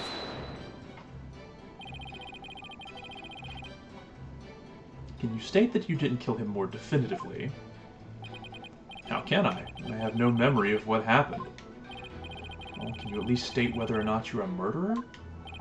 That I can do. I'm not a murderer, and I would never kill anyone, no matter the circumstances. Objection! Do you have any evidence to support your claim that you did not kill the minister? Evidence? No, can't say I do. In that case, you will strike the statement, "I didn't kill him," from your testimony. Wait, you can't just discard testimony like that. I mean, I'm the one cross-examining the defendant and all. Hold your prattling tongue, foreign devil. I am the queen of this kingdom. And the queen is the law. As such, I need not follow the laws that are in place. I can make and break them at will. Henceforth, the accused will refrain from stating, "I didn't kill him." What? Sure, whatever. It's the Khura'in show, after all. Same as always.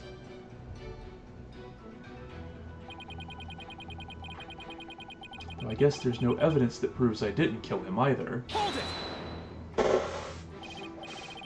Leave the evidence finding to me. Please, will you stop agreeing with everything the prosecution says? Alright, I'll stick to the facts from now on. Remember, son, if you truly believe in me, you should be able to prove my innocence. I know you can do it. He believes I'll prove him innocent, even with all these inconvenient truths. Is that what he's saying? Dirk might be onto something. Even the most disadvantaged facts may point the way to the truth. So don't ignore them. Think of them as food for thought. Don't worry, I know. The worst of times are when lawyers have to force their biggest smiles. I need to remember that, no matter how difficult the facts may be to deal with. You could establish the possibility of a third party. Does the possibility itself even exist? You don't have a choice. Proving it exists is the only way to start a real dialogue here.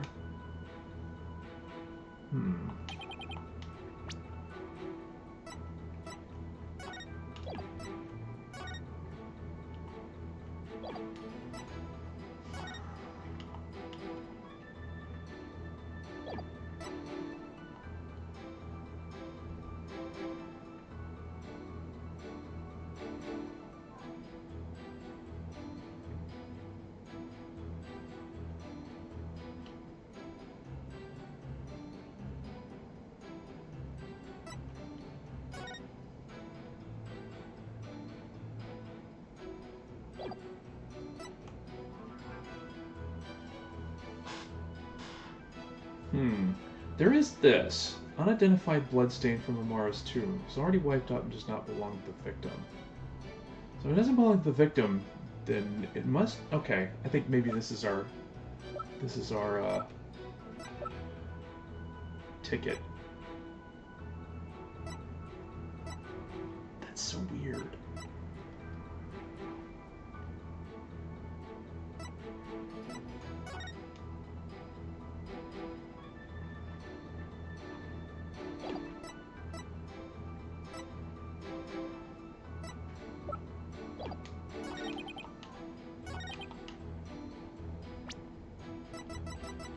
Objection! Your Eminence, I'm afraid this trial will not go exactly as you anticipated, because I can show how there might have been a third party in that tomb. Oh, how very fascinating. Go on, I do so love a good fairy tale. We did a luminol test at the crime scene. We found a bloodstain that didn't match the Justice Minister's blood. I'll remind you that neither Dirk nor Miss Fey were injured during the incident. The thing is, this bloodstain we found had been wiped up by someone. What's this? But who would have done such a thing? That's the big question, isn't it? Who wiped up the blood and why? Thinking about it logically, it must be someone who wanted to conceal their presence at the scene of the crime. Oh, and to whom do you suppose the bloodstain might belong? Bloodstain belongs to... What? The real killer? I mean, we know it doesn't belong to the victim, so it's gotta be the real killer. Bloodstain belongs to the real killer, of course. Whoever it was, they were probably shot while they were attacking Minister Inga, and since their blood would give them away, they had to wipe it up. I say this because we know for a fact that the Justice Minister fired his gun in the tomb. Objection! You have the memory of a flea. There's nowhere for anyone to hide. This, too, is a known fact. Objection!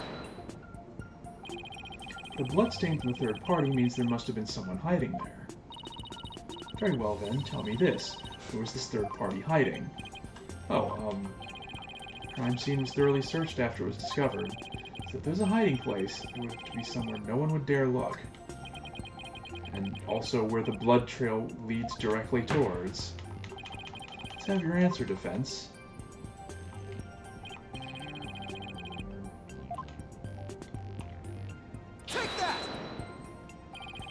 There's one place no one would search, not even the Queen's Royal Guard, and that would be inside Queen Amara's sarcophagus. Even now, it's locked up tight. No one would find you if you hid in there. I'm told that it's temperature controlled to preserve the mummy within, but if someone dressed warmly enough, they could withstand the cold for a short time. This is sacrilege. Surely the perpetrator of such a foul deed would be cursed. But that's just it. The killer knew everyone would be too scared to open the sarcophagus. True, the guards were so scared of being cursed they wouldn't even touch it. And when the coast was clear, the killer made a quick escape from within their frigid confines. Well now, that does sound like a plausible method of evading capture. The defense requests a DNA test on the bloodstain, and then we'll see just who the real killer is. Such insolence! Bow your head and kneel, lawyer, so your head may be parted from your shoulders. Huh? But the trial's not even over.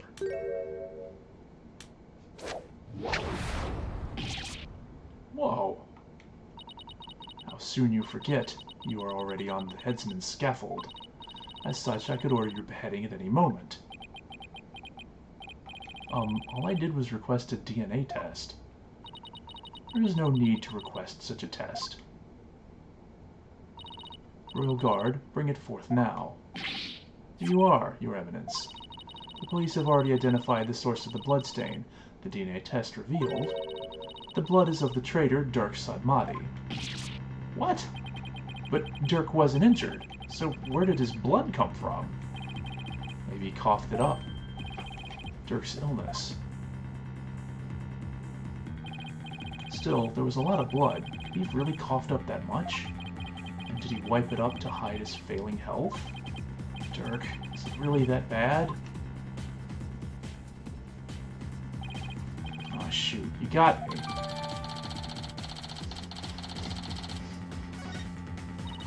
Pay attention, Horned Devil, for this case has already been solved. You claimed that this bloodstain would lead us to the real killer, did you not? About that, did you or did you not make that claim of your own volition, Defense? Yes, I did. After she steered you in that direction, that is. Fall right into her trap. Do you see now the folly in opposing the very embodiment of the law? Whatever you say or do shall come to no avail. A third party at the scene of the crime? It's beyond the realm of possibility. No! Praise be for Queen Khura'in. Her Eminence's legal tactics are beyond compare. I hate to say this, but she really got us good. The key to Amara's sarcophagus is under the protection of the royal family. My husband and I are the only ones who could open it. Therefore, it would be impossible for some knave to open it. Can I really discount the sarcophagus as a hiding place, though? I mean, if he was there, then he could have had the key. Or if the serial killer is still in there. No, that's just ridiculous. I believe we have rebels and sympathizers in the gallery today. It is to you I speak. Have you been listening, Dirk Sarmati, the one who proclaimed a bloodless revolt, has betrayed your cause by resorting to murder? No, it can't be. Dirk would never. It must be some kind of mistake.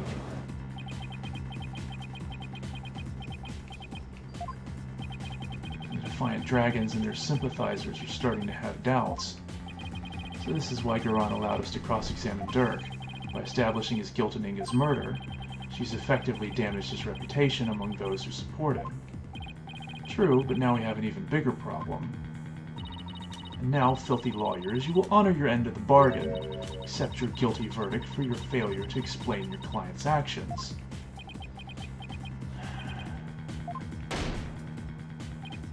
Huh? Now, I shall pass judgment upon the criminal, Dirk Sarmati. What's this? You shall pass judgment? But your eminence, is that not my role? Hold your tongue. You're but a figurehead before me, the embodiment of law. Consider yourself dismissed.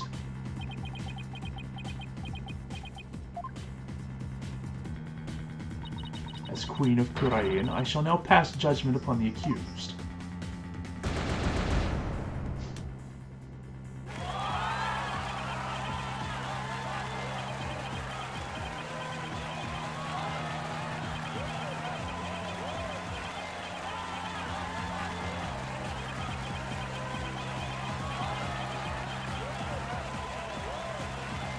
Objection! Wait. You didn't even give me a chance to rebut. Now, when you are defeated, lawyer. But just this once, I am willing to show you the depth of my compassion. Tell me why I should allow these proceedings to continue. Come, convince me. Quick, Apollo. Even if you have to bluff, we've got to keep this trial going. So that the crime could have been committed by a third party. How am I supposed to do that? Oh, why don't you start with, how about the timing of Inga's murder? What? This whole case is built on a single premise. That Inga was murdered after Dirk entered the tomb. What if that's not true? Like, if our assumptions are all wrong? Just might work. Well, don't keep us waiting, defense. Dirk became the prime suspect because it didn't seem probable that there was a third party at the scene of the crime. There is another question we should ask ourselves at this time. Was Minister Inga really killed after Dirk entered the tomb? What nonsense is this? Setting aside the assumption that the murder occurred after Dirk arrived on the scene, opens up the possibility of a third party committing the crime. The question before us is, when was Minister Inga really killed? Isn't it possible that, before Dirk even set foot in the tomb, Minister Inga was already dead? That would certainly make the possibility of a third party more probable. Why, of course. fell unconscious right after I entered the tomb. Even if I hadn't, I wouldn't have had a clear line of sight to his body from the entrance. Which means you wouldn't have noticed his body either way. This scenario is entirely possible, and so we can't rule out the possibility of a third person committing the crime. I see. Well, that certainly does make sense. So far, so good. This might actually work. Very well. I shall play along with whatever little game you have knocking around in that tiny mind. I'm starting to get quite bored of all this. I could do with a distraction. Yes, let us hear some testimony that will shed light on when exactly the minister was slain. Bailiff, summon Rafa. Surely she has recovered by now. But what about me? Don't I serve a purpose anymore? Oh, poor judge. Oh. Hey. Sorry, I got totally distracted and didn't see that, people were here. Thank you for the raid. Hey, Tormuse, how's it going? Yeah, so, it seems the Queen is running this trial, and, yeah, it is, I don't think the odds have ever been this quite stacked against us. It's pretty bad.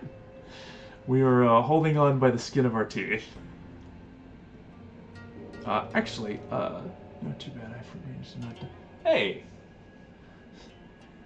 So, we have both managed to not die so far in our respective games. Because, yeah, at first she was just going to be like, yeah, you're guilty, screw you. And then, thanks to this, little bit of interference or objection, we're able to keep things going. But, yeah, I guess we'll see how this turns out. Actually, give me, like, 1 minute. I'll be right back.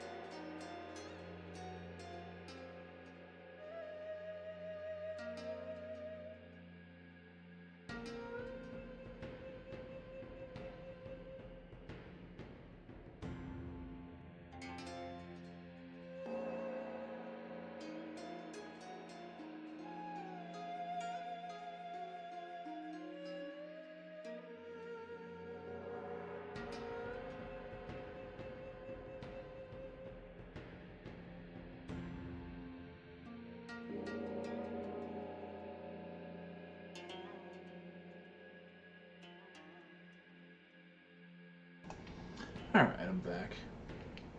Hope you're feeling better, Your Benevolence.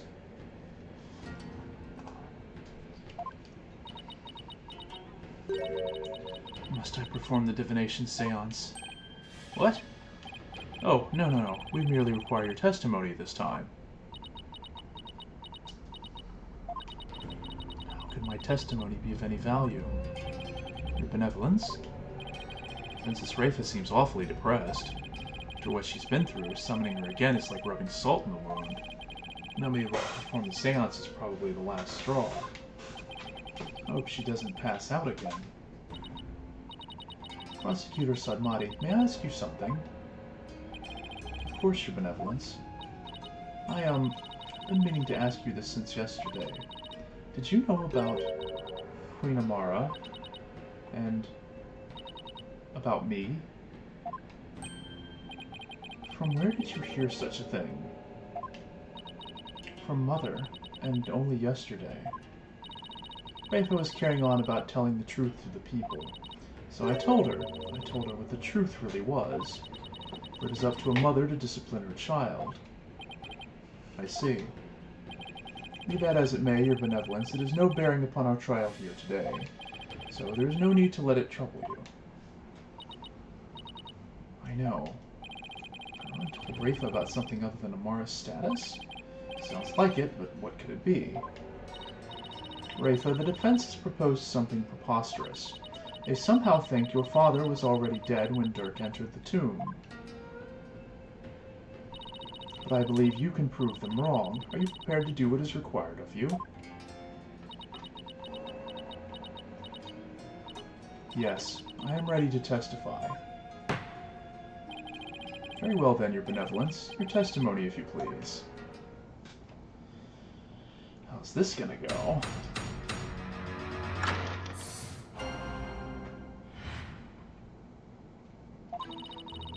On the day of the murder, I was gazing upon the courtyard from my second-floor veranda. Around 2:30 p.m., I saw my father heading for Amara's tomb. Then at about 2:45, I saw Bardhead and company enter the courtyard. I saw no one go in or out of the tomb after my father entered at about 2:30. Your second-floor veranda. Oh, she must be talking about that house facing his private residence. So that's the location from which we saw your father, and at about 2:30... Yes, and shortly after that, you people arrived at the royal residence. So after the minister entered Amara's tomb at around 2:30, no one went in or out of there until the murder was discovered. The tomb is closed to outsiders, so no one could have snuck in before the murder. That rules out any possibility of a third party lying in wait to slay my poor husband. Or so she'd like us to believe. Now hear me, you useless lawyer. Cease this charade and bow before me. For I, Queen Khura'in, shall finally have your head. Give me your eminence, but first let us allow the defense to question the witness. Judge is, trying to stay relevant in this case.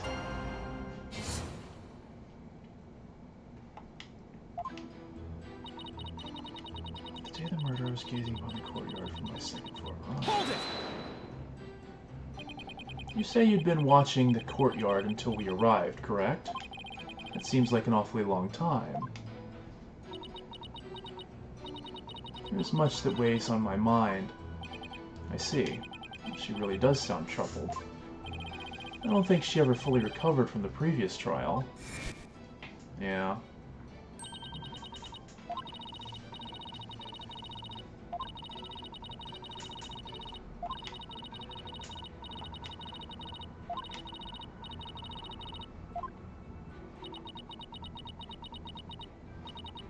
I wonder if I'm even up to the task. I guess it's not easy being a princess. Your Benevolence, I'd be happy to lend an ear if you'd ever like to talk. What would you know of my woes? Not presume to exceed your station in life. Sheesh, teenagers. Your Benevolence, what did you witness from your veranda? Well... 2:30 p.m. Hold it! Does your father seem different or troubled in any way? Let me think. Oh, there was one unusual thing. There was? Yes, a shriek emanated from within my father's quarters. After which I witnessed him bolt outside, his countenance drained of its usual color. What?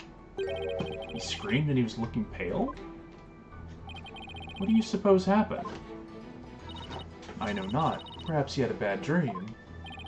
Maybe it was a nightmare about being raked over the coals by the Queen.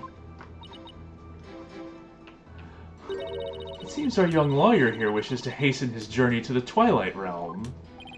Sorry, that was rude of me. Does the defense believe the witness's last statement to be important? I believe it is. I would like the witness to add it to her testimony.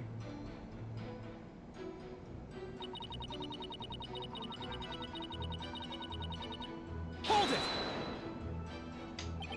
And why do you think he screamed? Was he surprised by someone who didn't belong there? Did anyone else come out? I didn't see anyone else, just my father. The last statement was seriously lacking in conviction. Should I press her on this? Benevolence. Yes? This incident was a real shock to us all. It must have been really terrible for you. But I want to let you know, I know how you feel. Please stop. You presume too much. It's times like these that you need something to take your mind off things. How about we all go on a picnic? Okay, that's not what I meant, Apollo. I need no sympathy from you. Go on your little picnic alone, Hornhead. Well, that didn't go well. Apollo, you have to take a more aggressive approach with people like her. Yeah, he's probably right. Now, back to my testimony. Yeah, that wasn't what I meant when I meant go easy on her. Hold it! Try the other ones first. 45. Yeah. I believe that's around when we arrived.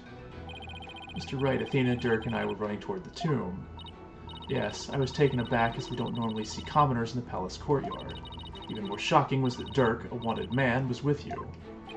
Yeah, I suppose so.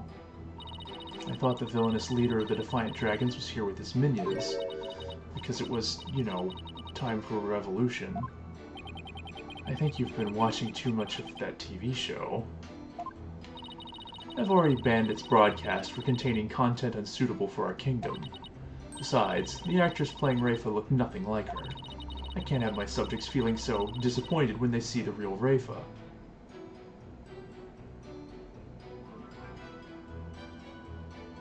Wow!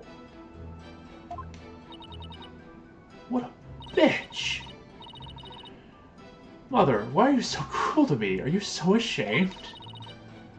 I'm all grown up, I shall be just... Oh.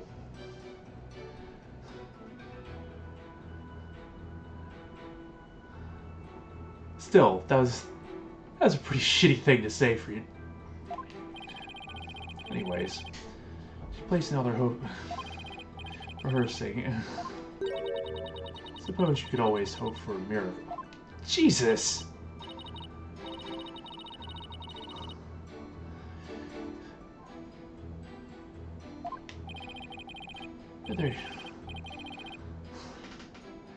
Well, this whole conversation got awkward. Anyways.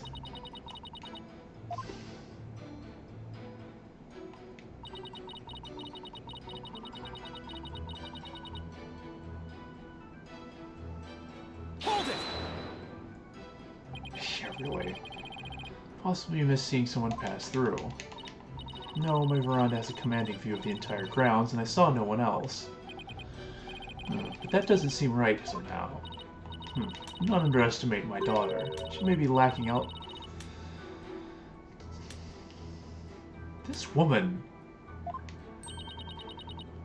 Freaking jackass! He's Nana now more than ever. Father let out a scream and ran outside all pale-faced? That sounds pretty serious. do you suppose happened in his private quarters?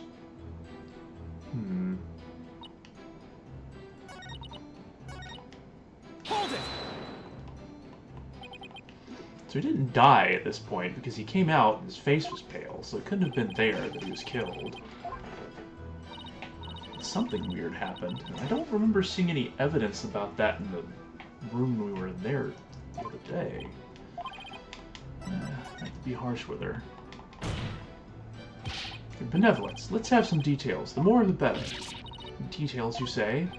Yes, for example, are you sure you didn't see anyone in the royal residence before 2:30?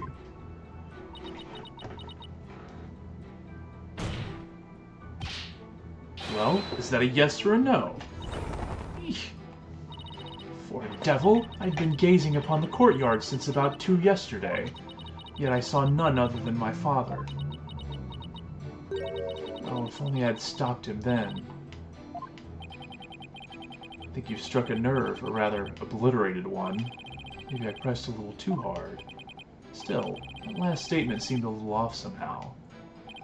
So you didn't see anyone except your father in the courtyard after 2 p.m., huh? Please add that to your testimony, your benevolence.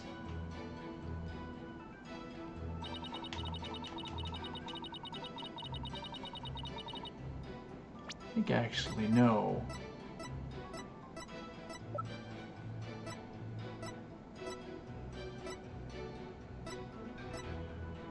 Objection!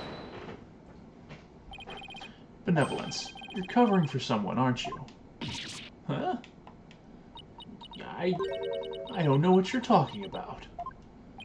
Sorry, Rafa, but you're not gonna like this. Well, the thing is, I have a statement here that you might find interesting. It's from a witness who claims that, around 2 p.m., his dog got loose and ran into the palace courtyard. That's when the little fellow stole this hat from someone. Ah, that's Naina's. I mean, nothing, never mind.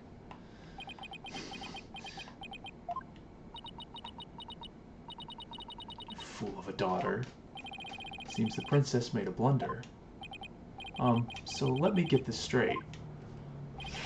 This is Naina's hat, which means she had to have been in the royal residence at around 2. If so, then you had to have seen Naina sometime after 2 p.m. yesterday. No! Please, your benevolence, tell us what you really saw.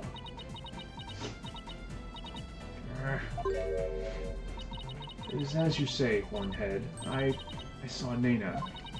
And I saw that dingbat dog steal her hat from her in front of my father's residence. I knew it. Why didn't you say so in the first place? Because, my mother told me not to. What? Would you care to explain, your eminence? I requested she withhold said information, for it is of no relevance to this case. Objection! You don't get to decide. If you disagree, then prove that it is relevant to the case at hand. Oh, I will. Your benevolence, please tell us everything you witnessed when you saw Naina. All right. Yeah, it's continuing the long-standing tradition of prosecutors telling witnesses to lie on the stand of an Ace Attorney game. When I saw that dingbat dog attack Naina, I ran to help. I raced from my second-floor veranda down into the courtyard. Wait, that means that while you were coming down, you took your eyes off the courtyard. Yes, but only for a moment. This is crucial testimony. If you took your eyes off the courtyard, it means somebody else could have entered the tomb without you ever knowing. Ah! Your benevolence. Are you sure no one else was there? Oh, yes. She's hiding something again. What about Naina? Were you able to help her? When I got down to the courtyard, Naina was... she was gone. Gone? Yes, and I never saw her again after that. Any idea what happened? That dingbat dog must have gobbled her up. I seriously doubt that. For reference, Shadow, the dog in question, is a puppy, like, the size of your fist. So, that's not what happened. How could Nana simply disappear while Rafa wasn't looking? Rafa must know something. The only question is, what? I mean, we know why Shadow was in the courtyard. We don't have to ask her that one. Where she disappeared to, or why she disappeared. If she didn't see her, then I'm not sure why she would know this. She might know why she disappeared. And this might be more interesting to find out. Why do you suppose Nana disappeared? Even an educated guess would help. For example, maybe she got fed up with you.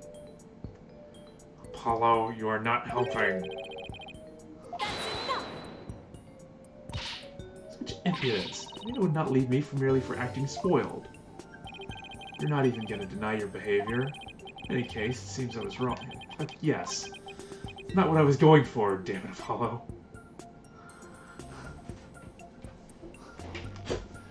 Yeah, that's not the answer, Torvius.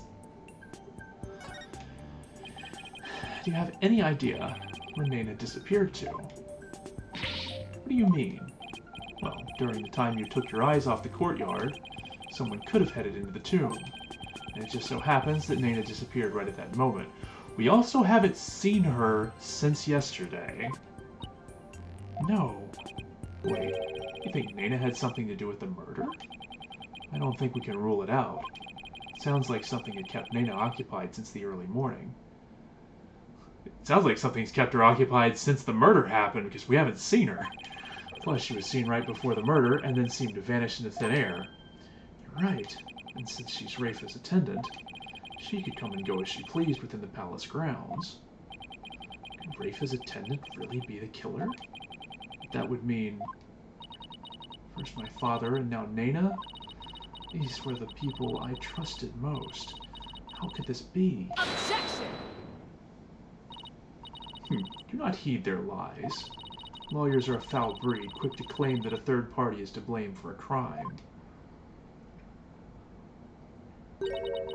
Nana did not enter the tomb, that much is certain. How can you be so sure?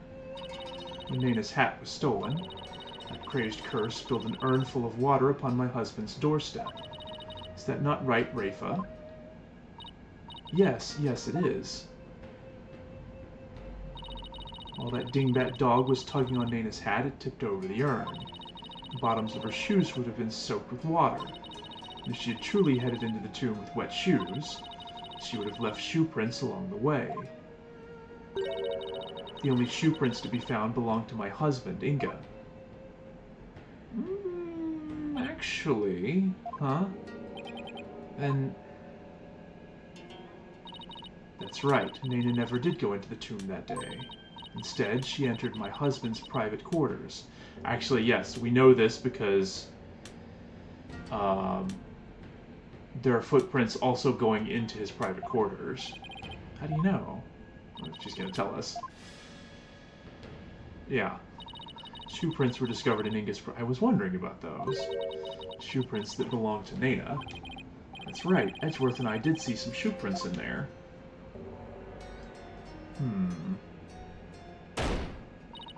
Now do you understand? Nana could not possibly have gone into the tomb, and that supposed third person at the crime scene is but a figment of your imagination. Another glorious deduction. All hail the genius that is Her Eminence Queen Khura'in. Bow down before her glory, witless lawyer.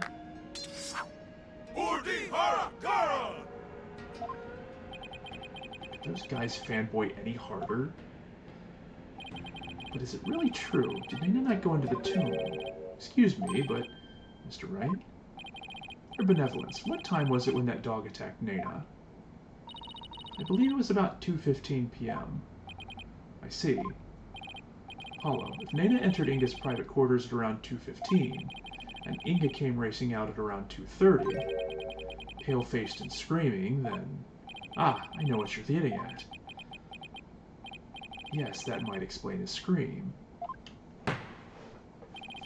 The defense please share their theory regarding Justice Minister Inga's scream. Certainly, Your Majesty. Minister Inga screamed because he was attacked. I guess it is possible that he was attacked there, ran out of the room, and managed to make it to the tomb before falling over. But I feel like there would have been a blood trail. And also, these other two don't make sense. That is one thing I've noticed about these games, and I feel like it probably did happen in the earlier games too, but it does kind of feel like some of these, in these later games, it's kind of been like, yeah, you know what's the answer because the other two don't make sense, and you only figure this out because it's a multiple choice question. I've noticed that happens occasionally in some of the cases recently. I mean, I would prefer there have been like some more plausible answers for some of these, but I don't know, maybe they play tested and found out that if it was too difficult, then people just got stuck on bad answers for a while.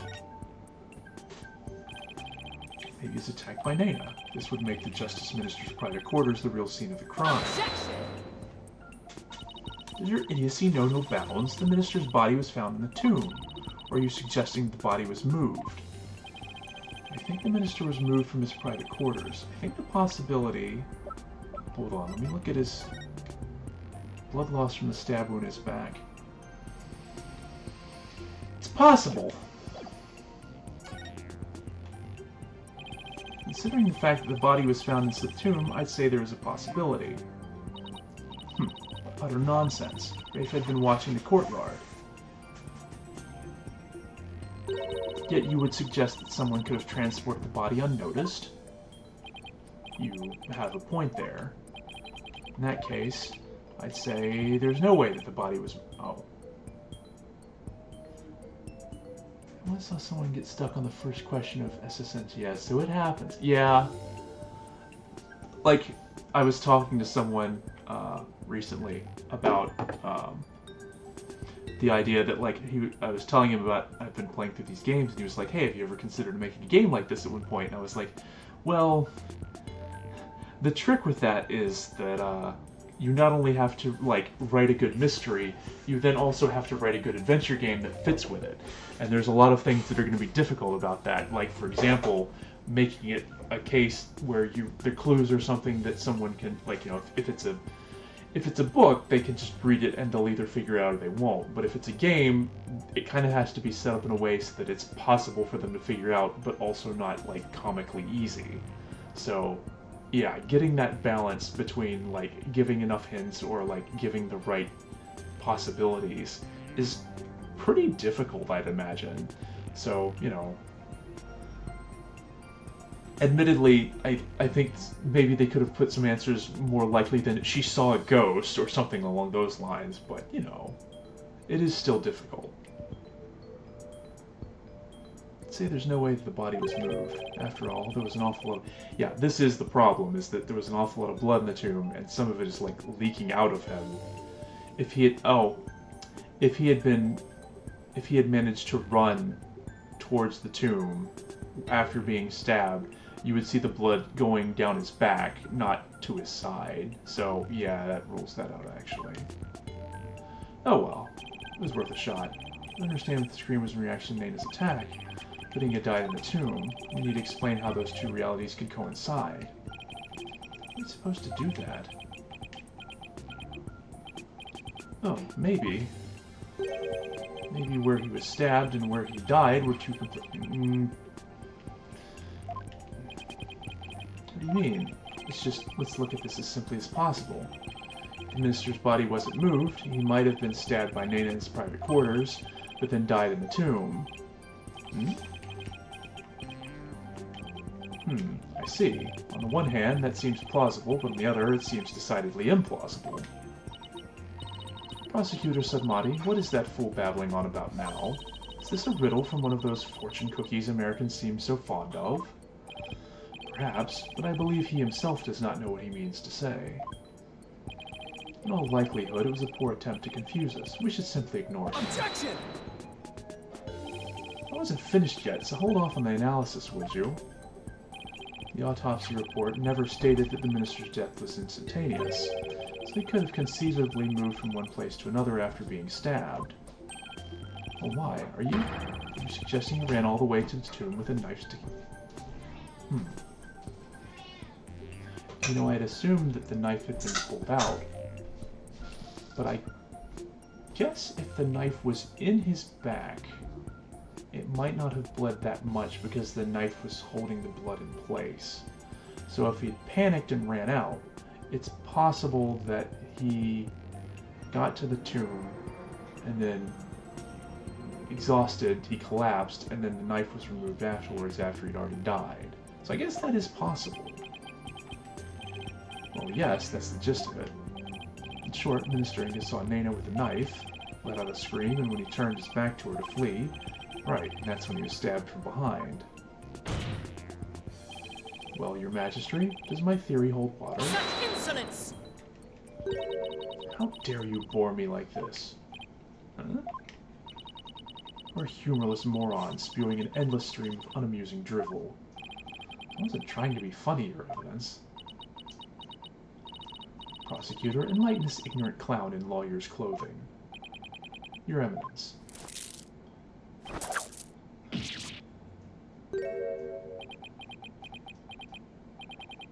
Nayuta? You dull, slow-witted, putrid-minded lawyer. Perhaps you would be too stupid to notice you had been stabbed in the back, but a normal person would have noticed due to the excruciating pain. Oh. Actually... Now hold on. Allow me to teach you the meaning of pain. Stop!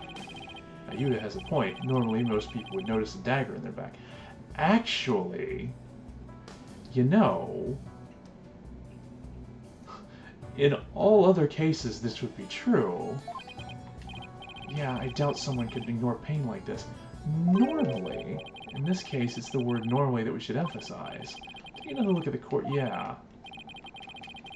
So, I was wondering how this was going to play a role, but, he is taking medication for back pain.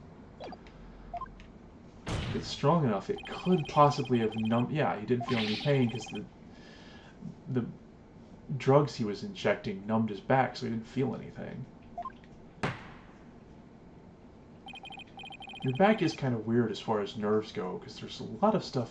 I don't think there's as many nerves on your back as there are on some other places, so it's entirely possible that if he was numbed enough there, it could actually work out.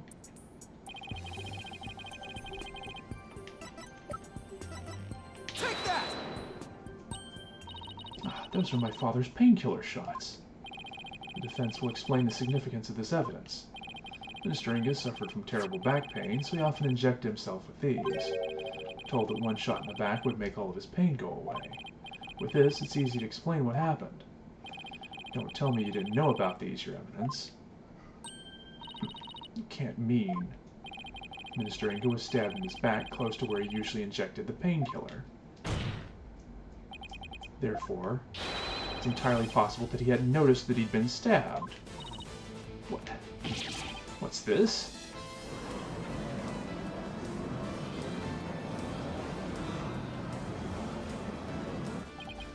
Then, are you suggesting Justice Minister Inga really ran off with a knife protruding from his back? I am, Your Majesty. So then, when I saw my father, he had a knife sticking out of him. I mean, with that cape of his, I couldn't see his back very well. Yes, the knife was there. It was just plunged in so deep you didn't notice it under the cape. Therefore, when you saw your father, he was already dead. Murdered by Nena in his private quarters. Hokunka.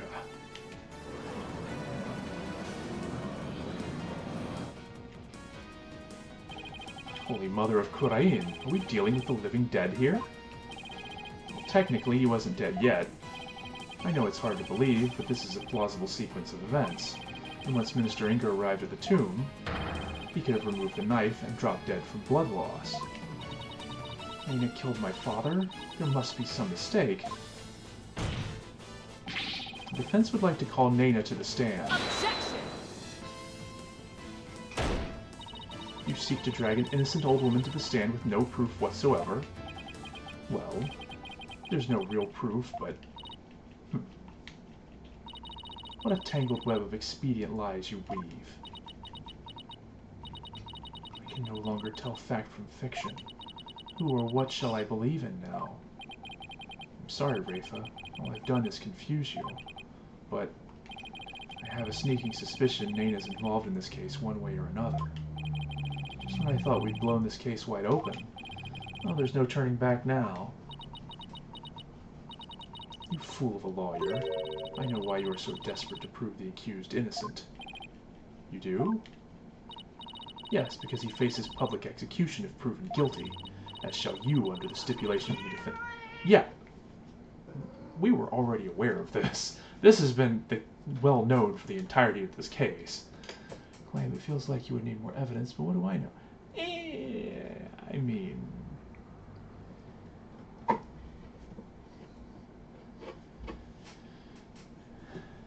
That's how these things work out sometimes, you know? You just gotta roll with it. From the moment you accepted this case, you have had no choice but to fight for your lives. No, the simple fact is, I've always believed that Dirk is innocent. Bah, still you cling to your pretense? Very well, I shall offer you a bargain. If you would admit that the accused is guilty right here, right now, I shall overlook your crime of abetting him, and you will not be subject to execution. Is this some sort of joke? Far from it. As queen, I have the power to grant pardons, even to criminals like you. And with the wave of my hand, I can even reduce the severity of a sentence. Perhaps even for Dirk, should you be willing to cooperate. She wasn't kidding when she said that she's the law here. To flaunt that power in our faces like that, that's just wrong. Forget all that has transpired in our kingdom and return to your own country in peace. Well, will you abandon your defense to the accused and accept my generous offer? If I don't take this deal, we'll be executed along with Dirk if he's found guilty. What should I do? Nice try, Khura'in. It looks like you don't know what justice is made of. You won't kowtow to threats like that, Your Eminence. Mr. Wright, I'm sorry, but I can't back down now. I don't want to drag you into this, so... Don't worry, I'm with you, Apollo. To the bitter end, if need be. And while I can't say I'm used to it, this isn't exactly my first rodeo. Yeah. He's actually, dealt with this a couple of times now, this game.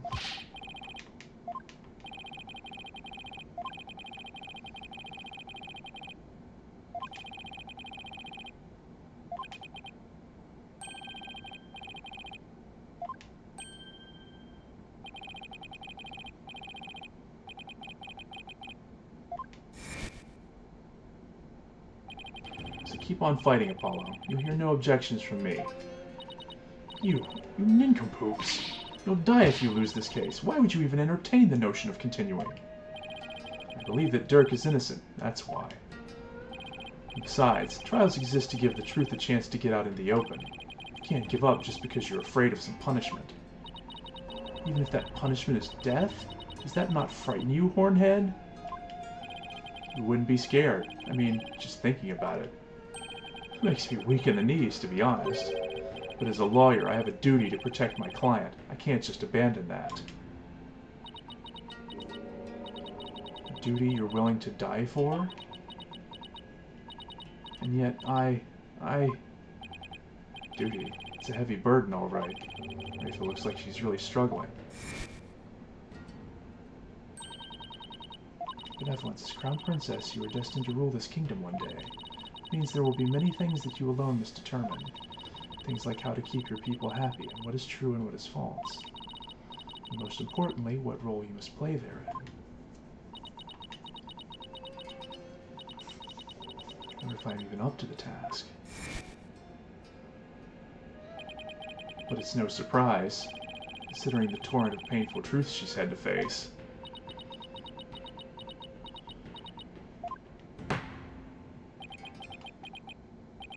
Very well, then, if the defense is prepared to face the death sentence under the Defense Culpability Act, then I see no reason not to continue with the proceedings. But I must admit, I see no grounds for doubting the accused's guilt. Unless the defense has further evidence that would indicate a different suspect.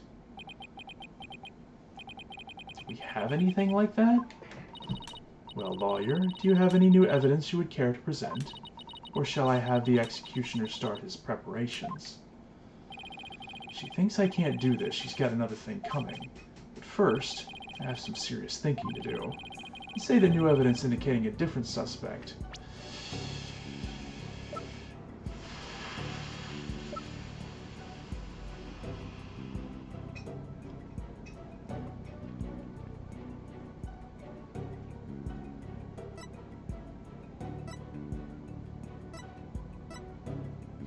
I think we have to run with this one. I think it's got to be her. Like, I don't see how it could be anyone else at this point. I'm going to say it doesn't exist. Evidence does not exist. Just as I thought. So hoping you'd present meaningless evidence and allow me to claim your head. Ah. Glad I didn't walk head first into that one then. So, what now, Apollo? Well, unless we can prove that Nena killed Inga, this trial is over, and so are we. There's still a way to get the proof we need, even without evidence. You know, a key means of obtaining testimony here in Khura'in. Huh? Wait, are you actually suggesting? It certainly won't be easy, but it's worth a try. Your Majesty. A crucial step in uncovering the truth behind this case is yet to be taken in this trial. But I'm positive that I can back up our claim with this one step. I think he's talking about the divination seance, which has only ever been used against us, except when we started realizing that it could be. It's really just another piece of evidence, quote unquote. But you will be able to prove that Nena killed Justice Minister Inga? And just how do you propose to do that? With the help of a certain someone. You need help? From someone? Well, I can't imagine who it could be. I suppose I must ask, whose help do you need to uncover the truth? I think this is gonna be our, Hail Mary pass. Take that! But that is... me? In Khura'in, legal proceedings include the viewing of the victim's final moments. That requires your benevolence's help. Such information is just as vital as any other piece of conclusive evidence. If you're right about this, Rafa's power should enable her to see the very moment Nena stabbed Inga. It will be hard to watch your father's murder, but it's the only way to uncover the truth. Your benevolence, we need you and your power. You need me? Objection! Wretched simpleton, did you not see what ensued in the previous attempt? You would only succeed in wasting more time, or is it your goal to make her collapse again? Objection! The princess said she was prepared earlier. Besides, it's her duty as royal priestess. I'd say it's all up to her now. Am I prepared? Prepared to fulfill my duty? Isn't a divination seance required at all trials anyway? If so, I imagine there'd be a problem with handing down a verdict without one. Indeed, it would be problematic. Under Khura'inese law, a seance must be conducted before a verdict can be rendered. Hello? Can I help you? Are you going to be a lawyer? No, because you're a cat. You are a cat. Come here. Come here. Come here. Come here, you.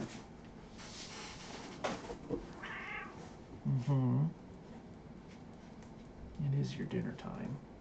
I know. I want your dinner. Such insolence! Yikes. Must you try my patience so? If I must dispense with that vexing law, then dispense with it I shall. Huh?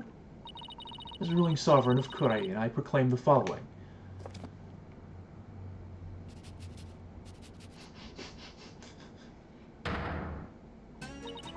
Henceforth, the divination seance shall be optional. What? She has the power to do that? She just rewrote the law with a flourish of her hand?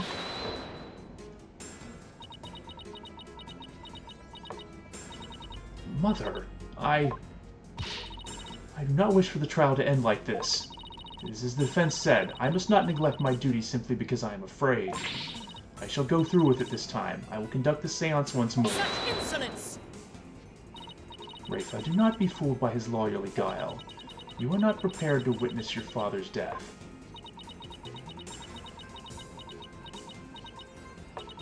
But Hornhead needs my help. Rafa, did you not tell me earlier? Did you not tell me you were prepared? But despite your grandiose posturing, you collapsed in a most piteous fashion. Even worse, you have erred in your insights of late. Yeah, I kind of feel like the reason why she's doing this is because she doesn't want any more information to come out, because it's not going to go in her favor. Not sure how, but something along those lines. Erred in your insights of late, for is not the barbed one there overturned them more than once? Ooh. You cannot be trusted to keep your word, nor can you reveal the truth through your insights. So I say to you, begone! This sacred hall of justice has no need for such a worthless royal priestess. What? Worthless?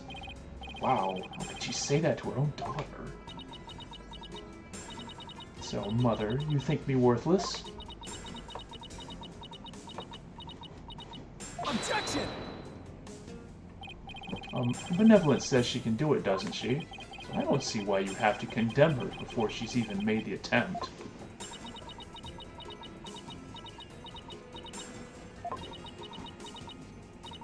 Very well, horned devil. If you really are so bent on having a seance, I shall give my consent. Really? However, should Rafa fail once more, you two and the accused shall all be executed on the spot. Come again? This is proving to be far more entertaining than I had anticipated. Well, lawyer, what say you? Will you wager your life and call on Rafa to perform a divination seance?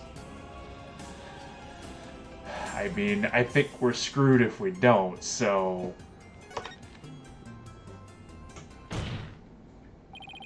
I don't think you're worthless, your benevolence. Far from it, in fact.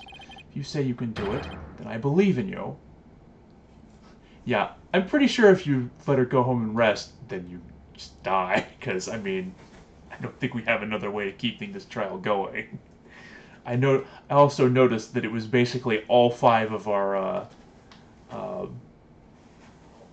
lives or whatever were on that choice. So, pretty sure that was you pick this one or you die kind of in situations.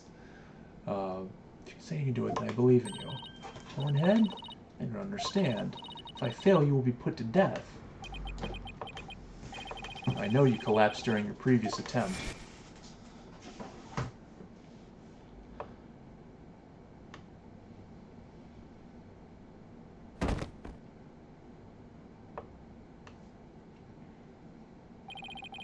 Can't even imagine how terrible it must have been for you.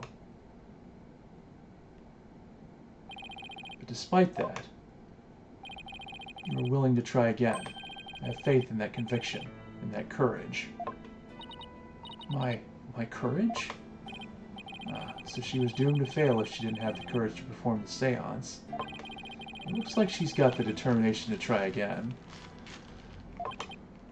She's filled with determination! Nobody who hasn't... I'm sure everybody's played Undertale at this point, so you're gonna get that joke. And that's a bet I'm willing to take.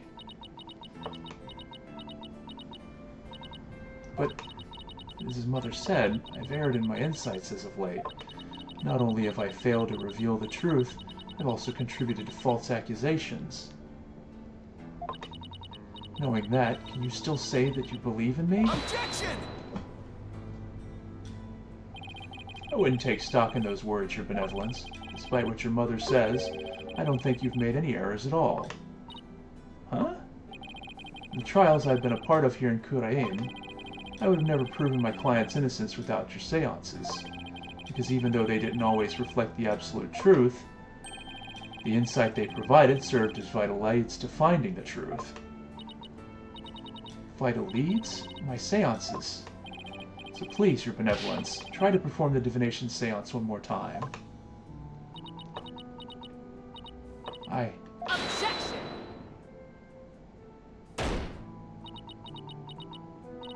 Rafa, stop this madness. It is for your own good. You are ill-prepared to face your father's death. Go, leave this sacred hall at once.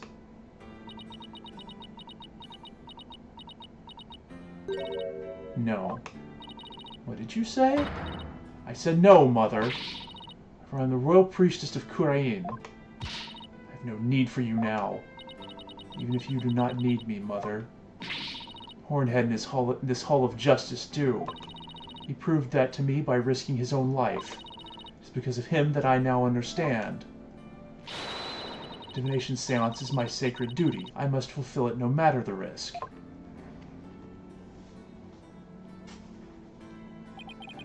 Your benevolence. Mother taught me that the divination seance was a mirror reflecting naught but the truth. But I began to have my doubts after Barb had disproved the insights it offered. And now, I don't even know who or what to trust anymore. Father, Mother, even Nana. I'd believed in them above all others. But I finally know now. I know in what I can trust.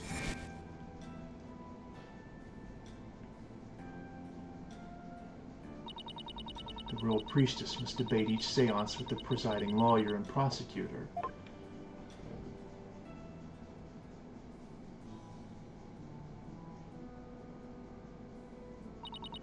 So that it can be interpreted properly.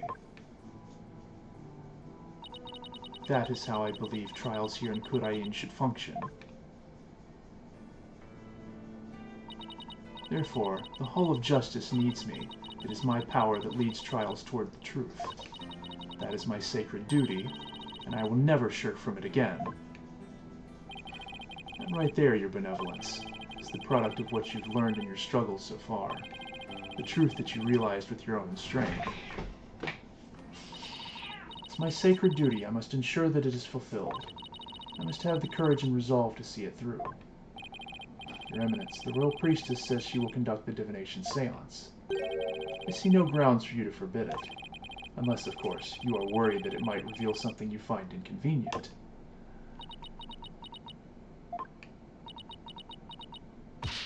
Mother, I'm done letting you have your way.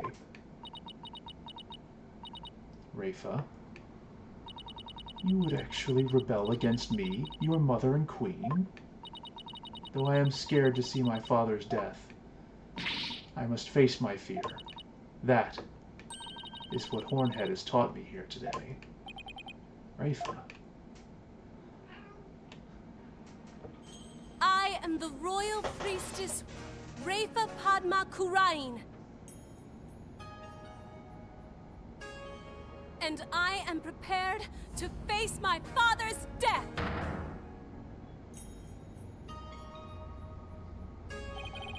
Your Eminence, it seems the princess is more grown up than you thought. Rafa. Well then, let us proceed with the divination seance. Judge, you're still here! Victim's final moments. This should be interesting. What do you think his memories are going to show us?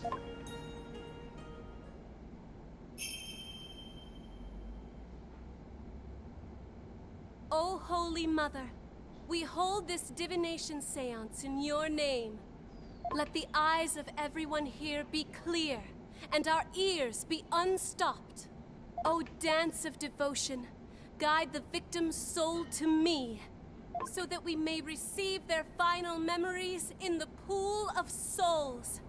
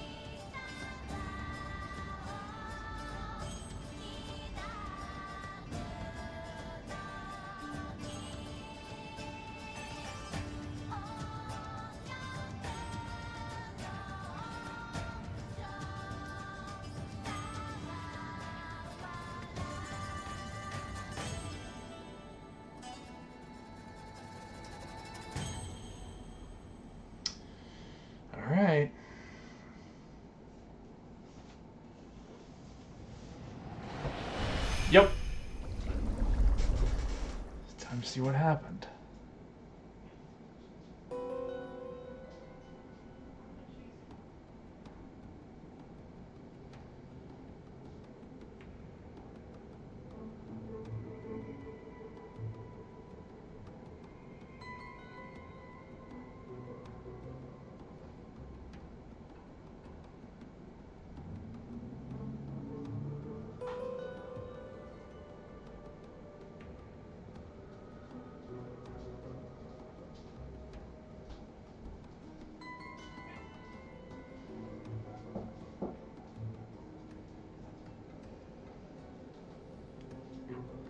Well, that's not good.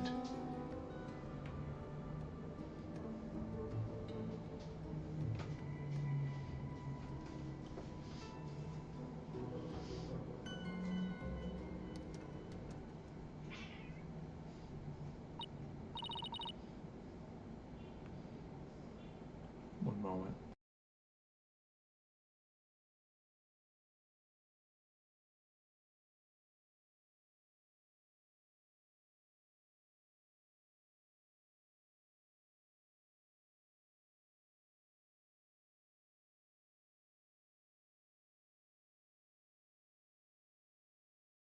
How long it takes me to eat my burrito. So, yeah. Not looking good right now. And, unfortunately, I have to call it this evening. So, we're gonna end on that cliffhanger.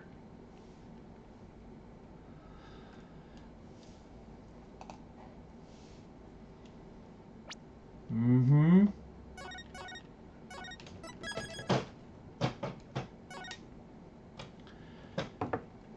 So, yeah, it is, not looking good for us. But, maybe there'll be something in there. I guess we'll have to see next time. Thanks for coming out. It's fun having somebody around to chat with as we go through it. Hope you enjoyed it, either watching here or in the video version later. I might be able to stream tomorrow night. We'll see. I'm not gonna say definitely, but if not, it'll probably be in a few days, sometime during the week. But other than that, that's gonna do it for tonight. And yeah, I hope you enjoyed it, and we'll see you next time.